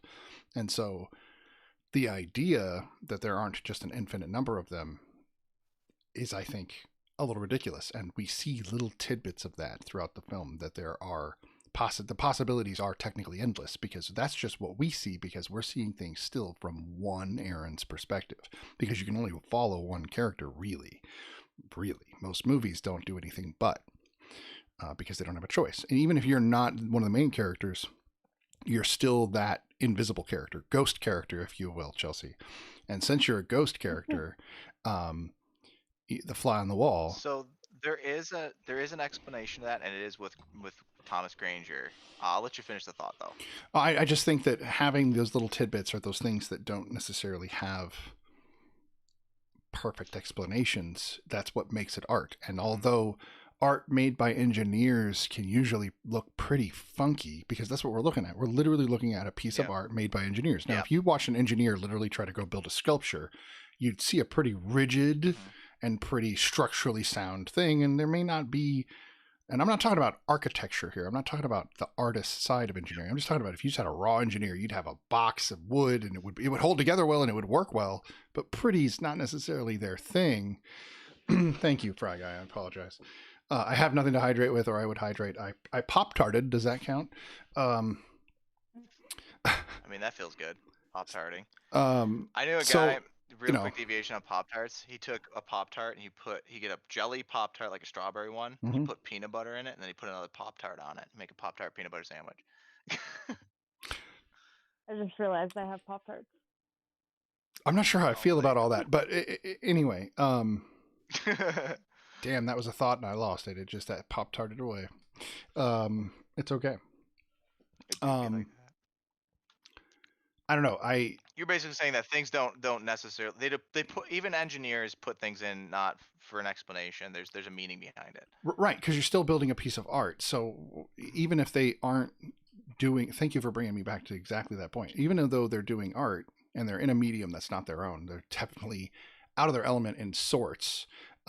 They still are doing art. This would be no different than an artist building something as an engineer, although they might not do as well with the engineering part. They're still going to leave their signature behind, right? But they're still going to be doing engineering, right? They would still end up doing something. So because of that, I still have to dissect it from an art perspective, from a film perspective. And because of that, Yeah. I end up with these little things that stood out to me as like, And now that you've added all those other elements, I'm going to go back and I'm going to dissect the living shit out of this movie. Yeah. Sorry. I mean the big thing here, I guess. So we want to simplify everything down because I kind of went on a slight tangent because of extra knowledge and stuff like that. And we're talking about the hands and things like that. But here's generally how the time travel works. So an original person in an undisturbed timeline, they're like, okay, I want to do some time traveling. So they activate their little. Sorry, you can you say something? I was, yes, Video no, you thing. saw my video. That's perfect. I was literally like, oh no. Ed said Okay. something that I just wanted to read. Primer seemed like such a good setup to the inverse tech in Tenet. And if it's extra, and if that's the extra world building we get from Tenet, then Jon Snow, I don't want I it, don't JPEG. want it. So, yes, Chelsea did say that earlier, and I so didn't want to cut you off. I tried to jump in before you said that, but please, No, it's Salty, go okay. ahead. I saw that. Okay, so I kind of because I went on a tangent because I very easy to so basically the time travel at a basic level is the original person goes into this time they were like, hey, I want to time travel.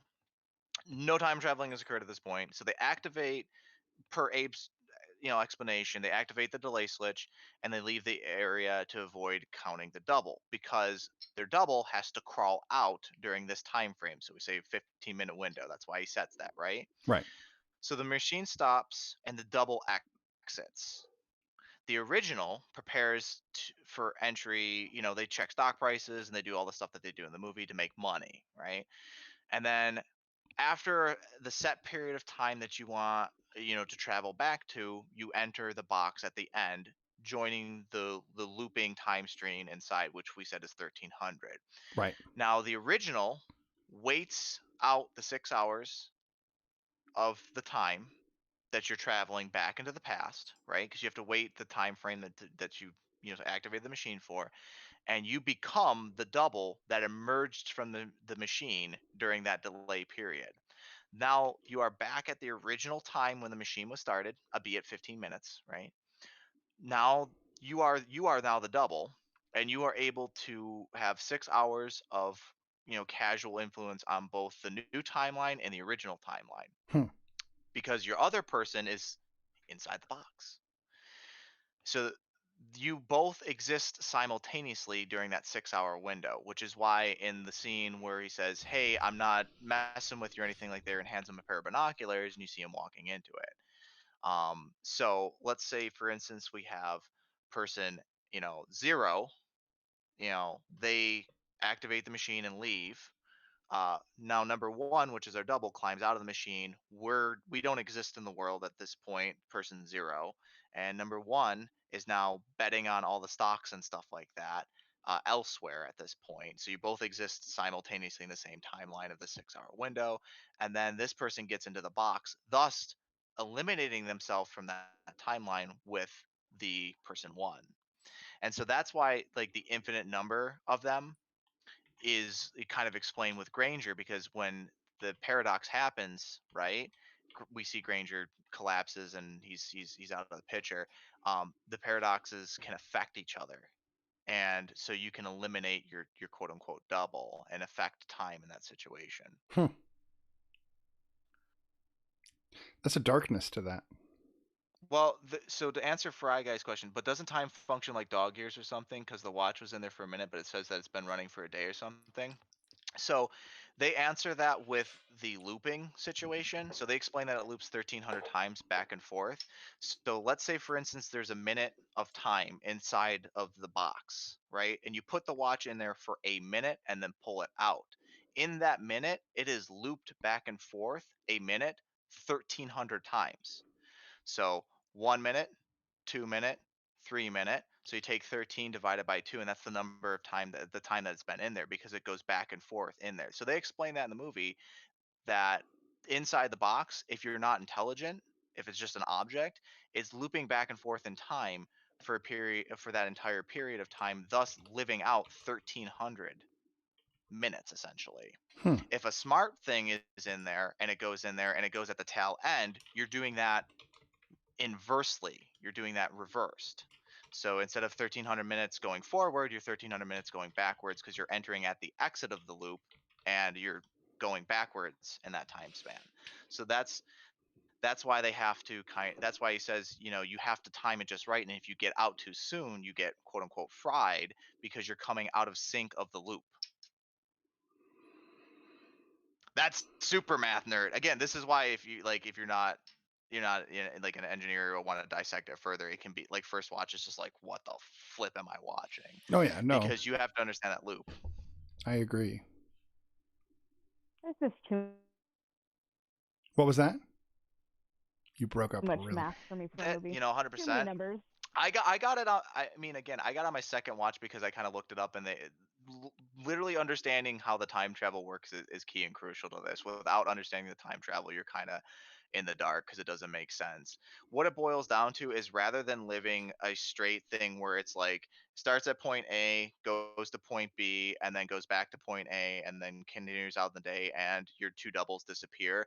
At some point, because of the fail-safe device, one of the characters goes back in through time through the fail-safe device, and then they create an additional fail-safe device, and so now they're able to go, they basically have a one up on the person who originally created that fail-safe device. So Aaron has a one up on Abe, because of the crazy situations that are going on throughout the timeline, and trying to reset or basically control, play God with the timeline. They create multiple paradoxes of themselves. Specifically, Aaron makes threes of himself. Abe, the only reason he creates a paradox is because he's trying to use the failsafe device to prevent Abe from discovering time travel, so that nothing bad can happen, because they realize that with the Tom Granger situation, that they can affect the timelines, they can screw something up, someone says something, and they kind of expound upon this with the party situation, where they've done this multiple times at the party, where he's like, every time I've done it, I've rushed him with the shotgun, without the shotgun, I've rushed him with the bullets, not the bullets, he never fires. So They're concerned about that. that's when I started to think this movie is the engineers trying to do an engineer's version of literal Groundhog Day, because that's what Bill Murray did. He went through as many iterations of that day as he needed to literally perfect that day for that entire town. That is a very large number of days. And I don't think people have ever, I'm sure nerds have gone to try to calculate that movie, but there's not enough info in it to really give it to you. These engineer nerds were like, we're going to give you enough info to try. And that's why I still think it's infinite, because they could even try to say, oh, we wrote it this way. But by putting in those little tidbits of someone, maybe if you throw an if in, infinite. Ifs make it infinite. The only thing that I've heard to the adverse of that is that the reason you have it goes back to how many iterations of Aaron there is Aaron actually explains to Abe, hey, I've done this X amount of times. And he explains that he's been through the time loop multiple times, and that there's multiple existences of him. They actually have that conversation in the garage when they're talking about the party and how many times they've done it. He actually explains, hey, there's three versions of me: one that's drugged in the attic, one that I convinced to leave, and then myself.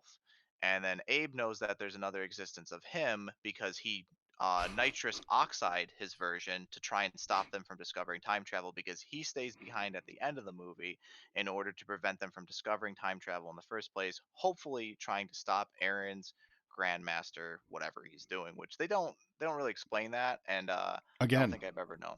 again, there's unknowns, and those unknowns lean me always towards the infinite. Now, real quick, Fry Guy has been saying some great stuff in the chat that has been overlooked, and I think that Sure. that's a shame, because Yeah, not sure. not having him on the show, this joke is not going to hit well coming from me, but I'm going to say it anyway. So Fry Guy says, Do it.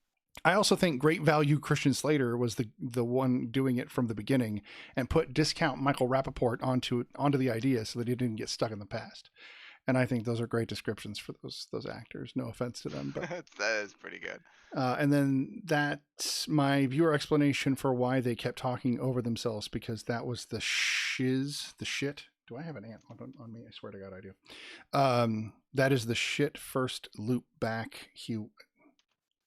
Wait. Oh, gotta drop that S. Was his first loop back, and he wants to smooth I'm sorry, this is the hardest thing for me to read in the world. He wants so smooth at naturally interjecting or predicting where the conversation was. That's true, he was really good, but I think that whole thing with the player in the ear and having it, play differently than what was actually happening, to me, what I read that is that there were things in time that were kind of permanent, and then things in time that were shifty, that moved around. But then, of course, that's not really what happened. But that's what I thought at the time. Because the conversation kind of went and it jumped around. It paired up at a point and then deviated and then paired up basketball. Again. Right. Yeah, exactly. The basketball, where their hands are fouling them, and he made the shot before, but now he can't make the shot because his hands are fouling him. But it technically didn't matter to the timeline, because what was most important was still said and done, which was getting him to the party. Correct. So there was a lot of that kind of stuff in the film. Anyway, I think it's about time we rate the film. And unless you add more, but my brain is a little sore. I literally I don't want to go more into that, because Okay. like I said, there's a deep dive to it here, and I don't want to be the one doing all the talking, because I know it's probably not fun for Chelsea. So. No, I'm learning a lot. I'm just having, trying to keep my brain to follow along. It's like I said, it is not one to sit down, watch, go through the movie as like a casual, like I'm sitting down, I just want to enjoy a movie tonight, and I would be the first one in the world to admit that. It is one of those ones where you're like, you hear about, oh, it loops back and forth 1,300 times, and if someone's smart enough, they could do this, and then you find out at the end that they do a lot of stuff with that, and you want to know why. Right. And you ask that question. If you don't want to do that, not the movie for you. 100%. I would make this argument about the Matrix series, and I'm not just saying the first film. The first film has a lot of this to it too, especially the first time I watched it, I had to run back in and watch it again. But this was in '99, and of course there wasn't this kind of stuff on screen in America, at least. Of course, Japanese culture and a lot of stolen and put together parts from other places. But honestly, for a lot of viewers, it was new and refreshing. And so, but I've had people do the same kind of thing where they're like, why do you love this movie? It confuses the hell out of me. I don't understand why you love the series, especially because once you get into the second and third films, they get pretentious and they get really into the philosophical bend, and I really like that. I also like the style and the ridiculousness of it all, and I let go during those films because they're giving me enough philosophy that I can actually let go of the bad CG in certain scenes.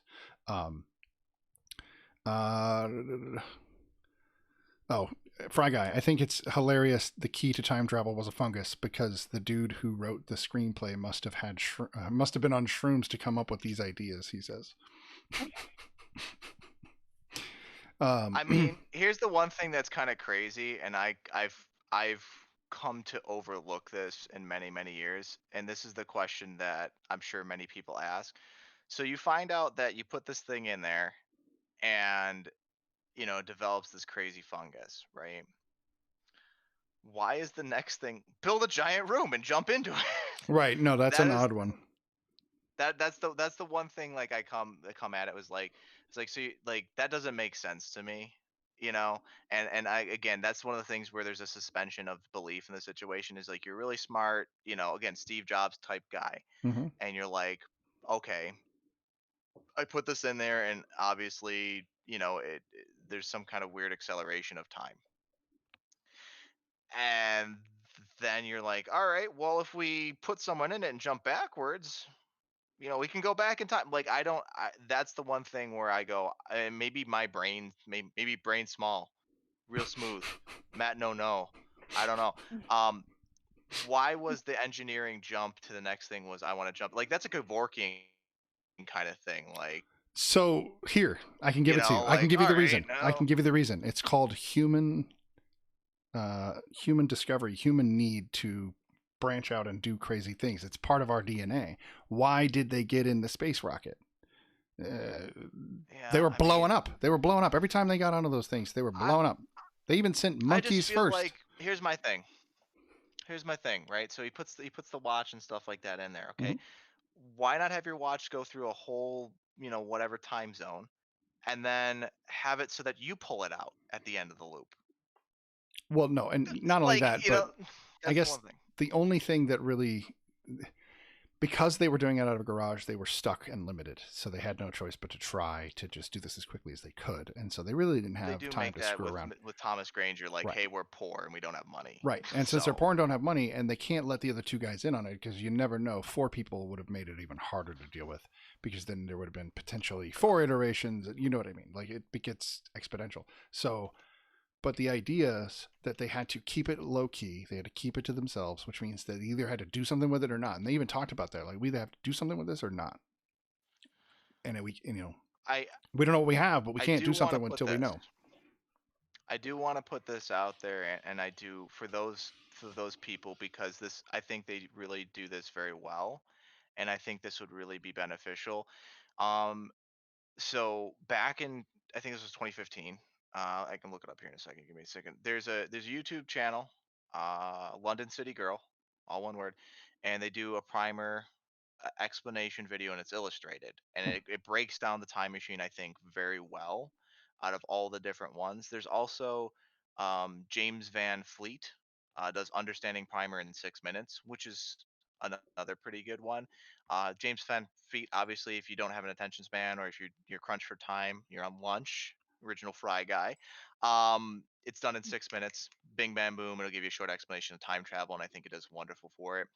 If you got about a half hour to spare, aka 23 minutes, London City Girl, they do a primer illustrated explanation, and I don't think you would do yourself a disservice to watch that. And then if you want to take a relook at the movie after the fact, knowing that, I think you would enjoy it more. I know I'm watching again. I don't think that was for me. I I mean, know. yeah. I'm gonna end up watching it again. That's how I get people. They're like, there's Damn it. so much crazy stuff going on in the background, and now that you told me all this, your stupid I don't explanation and stuff. want to, but now I'm gonna have to, and You might still hate everyone's it. gonna have to watch it with me. You might still hate it. You might still hate it, but that's the primer curses. I always get people to like be like, oh, I don't want to. I'll watch it. I'll watch it one more time. Listen to Ed. Matt, He Captain Salted Dog. he only has 5 minutes left on his break. He's like, I'll have to check that out tomorrow. But then he's like, what's the time code right now so I can tell my future self to check that out tomorrow? Oh, what you got to do is you got to set your thing right now, and then you can travel back to now. Right. Right. And just relive it. She's gonna have to be really high, he says. So anyway, No comments. so let's rate it, and then holy crap, I'm pushing on a 4-hour stream here. I've never done that before. Woo, new my territory. Ed, I need to know the movies we're doing next week. I know Army of Darkness. There were a few that I had just tune in. I just pulled recently. Let me run them past you before you have to run because we're screwed if I don't know these before we end the stream. I mean, of course, I could start doing better at my advertising. Probably could do better. Hey, if you guys haven't checked out MrSnidBitS, go check him out. Here's some No. advertising for you. Not what I It's a meant. great show. I need to get more active on my social medias. Let's do Crazy Stupid Love. Feel that. And The Little Things. What is all that? What are you talking about, man? Okay, so It's not another Marky Mark film, is it? we have to do a classic. Remember, we have to do a classic and a series. So the Army of Darkness takes care of the series, and then the classic is the one I'd like to talk about. And then you're talking about doing Crazy Stupid Love because I love that movie. The Little Things is a new movie on HBO Max. I kind of want to save the HBO Max movies for when they're the like in theaters ones that are. Oh, I know what movie you're talking about. Isn't that a Steve Carell movie? Oh no. Couldn't we do a different, like a classic though? Because The Little Things isn't new or isn't classic, and The Crazy Stupid Love isn't classic, and Army of Darkness is part of our series. So I was going to suggest, that's the classic. That's the classic. Okay, Army of Darkness is a That's classic, the but classic. in our categories, it's sitting under the series category, not under the classics category. So as much as it's a classic, it can't fit both. So I think that we should go with a classic, like a something older. Robin Hood, Men in Tights. Oh, classic comedy, older than that even. Like we talked about the fact that Nosferatu. he's never seen Rear Window, and I've never seen Rear Window. Or have you ever seen Secret? It's not classic. I was gonna say Secret Window with Johnny Depp was a good one. Well, that is a good one. Yeah, so it's a weird one. It's real. I feel like you really want us to do crazy stupid love. So he is You've got mail. Done. He's going nuts in the chat here. We old ape strong together. Oh boy. Boy. So okay, maybe there's some debate about next week's movies. How about this? Stay tuned, and we will post on the different MrSnidBitS. Oh, it's a surprise, media. boys and girls. That's even better. Well, I haven't nobody told anyone the movies they were. Nobody redeemed. Okay, he's joshing me, or he's Edding me, if you will. I don't know. So I think we should do Rear Window, Army of Darkness, and then go ahead, Ed, pick the other one because you can. Chelsea picked one from tonight. Salty picked one from tonight. Pulp Fiction. I mean, we could, but if we're gonna do Tarantino, we might as well just do all of Tarantino. I mean, start from the beginning. There's and your just series. Right. That's a series of films. Like we can do all 9. If we're gonna do that, I think we should watch all of them. Okay, so Rear Window, Army of Darkness, and we need a third. There's also the redemption of channel points for your pick of movie if you are that so inclined. Not that I think anybody has enough to do it yet. I don't know. The I might have enough. The Little Things has. Oh, so close. How close are you? How close are you, Salty? I am 3/4 of the way there, or Nice. 3/5. And I started it at 5,000 just so that people could give it a try. But I was thinking that even for like if people want to come on and do a review with me of their favorite movie or something, that it could be like a 20,000 point or 15,000 point or something. What about you guys ever see the original Battle Royale? I have, yes. I have not. That's a good one. That's old. I mean, it's one of Quentin Tarantino's favorite movies. So, and it's now on the list of movies that that we will do because I think that movie is definitely worth a review. But I think Ed and I just kind of hashed out the next particular week's movies. But we will do. There you go. We will absolutely. The last one's Rear Window. So the movies next week are going to include The Little Things, which is on HBO Max. If you don't have HBO Max, ask a friend. And you're right. Battle Royale Midnight. Battle Royale is rad as fuck. It is a rad as fuck movie. Totally gore fest, but it's amazing. Anyway, so we're going to be doing The Little Things, which is on HBO, and I'm just going to look real quick so that I can actually give a tad more info about what that means. It's on HBO Max. I don't know where you can get Army of Darkness right now, but that's the second movie we're going to watch. And The Little Things, here it is. The Little Things is Denzel Washington, Rami Malek, and Jared Leto. I'm already in. I'm in as hell. I'm in as hell. It's the way I it's. almost feel like you do Battle Royale. You need to compare, because I always compare it to Hunger Games. I almost feel like you need to do Yeah. that. Like, there's another movie that we could do a triple feature where we could do Battle Royale, The Hunger Games, and then there was Seven one. Samurai. No, there was one oh that's. We can do classic Asian films. Seven Seven Samurai Samurai. would be good. There's some. I would love to go down the AFI list of classic 100s as well. I've always wanted to do that, and there's a lot I haven't seen on there. So there's a lot of things. So, but if looking at the little things, Kurosawa films. yes, exactly. I mean, there's some really amazing stuff. So looking at the little things, they compare it to Luther, The Hurricane, Seven, True Detective. So it's up that alley. Angel Heart is on that list. I don't know if you guys have ever heard of that, but it's a Robert De Niro, not. Mickey Rourke film from the Oh shit. early 1990s where De Niro plays Satan. So Battle Royale with cheese. I love it. I love it. That's 100% it. That's 100% it. That's the pop culture like reference win for the night right there. So Little Get Things that man a cookie. with Denzel Washington, Rami Malek, and Jared Leto. Army of Darkness starring none other than Bruce Campbell, or as you look in the credits, it says Bruce Campbell versus the Army of Darkness. And then, of course, we're going to do the Hitchcock classic with Jimmy Stewart, Rear Window. That'll be our classic film this week. Since we're kind of on a horror theme, we're going to just kind of keep going down that horror theme road. And it looks like Little Things is a suspense. So if you like suspense thrillers, more gore. This is turning into a horror show. It's fine. So it is almost second Halloween, so that's true. That's true. But my wife is obsessed with horror, and I tend to like it. But there's going to definitely be some heavy sci-fi days too. So I guess that's going to be the end of the broadcast. I always wanted to say, tune in next week. Yeah, for sure. Salty, thank you so much for being here. This has been a blast. Thank you for the full and in-depth, full dissertation explanation of Primer. We did actually. I really appreciate that. It helped. Oh, absolutely. I appreciate it. I'll let you know how my second watch goes.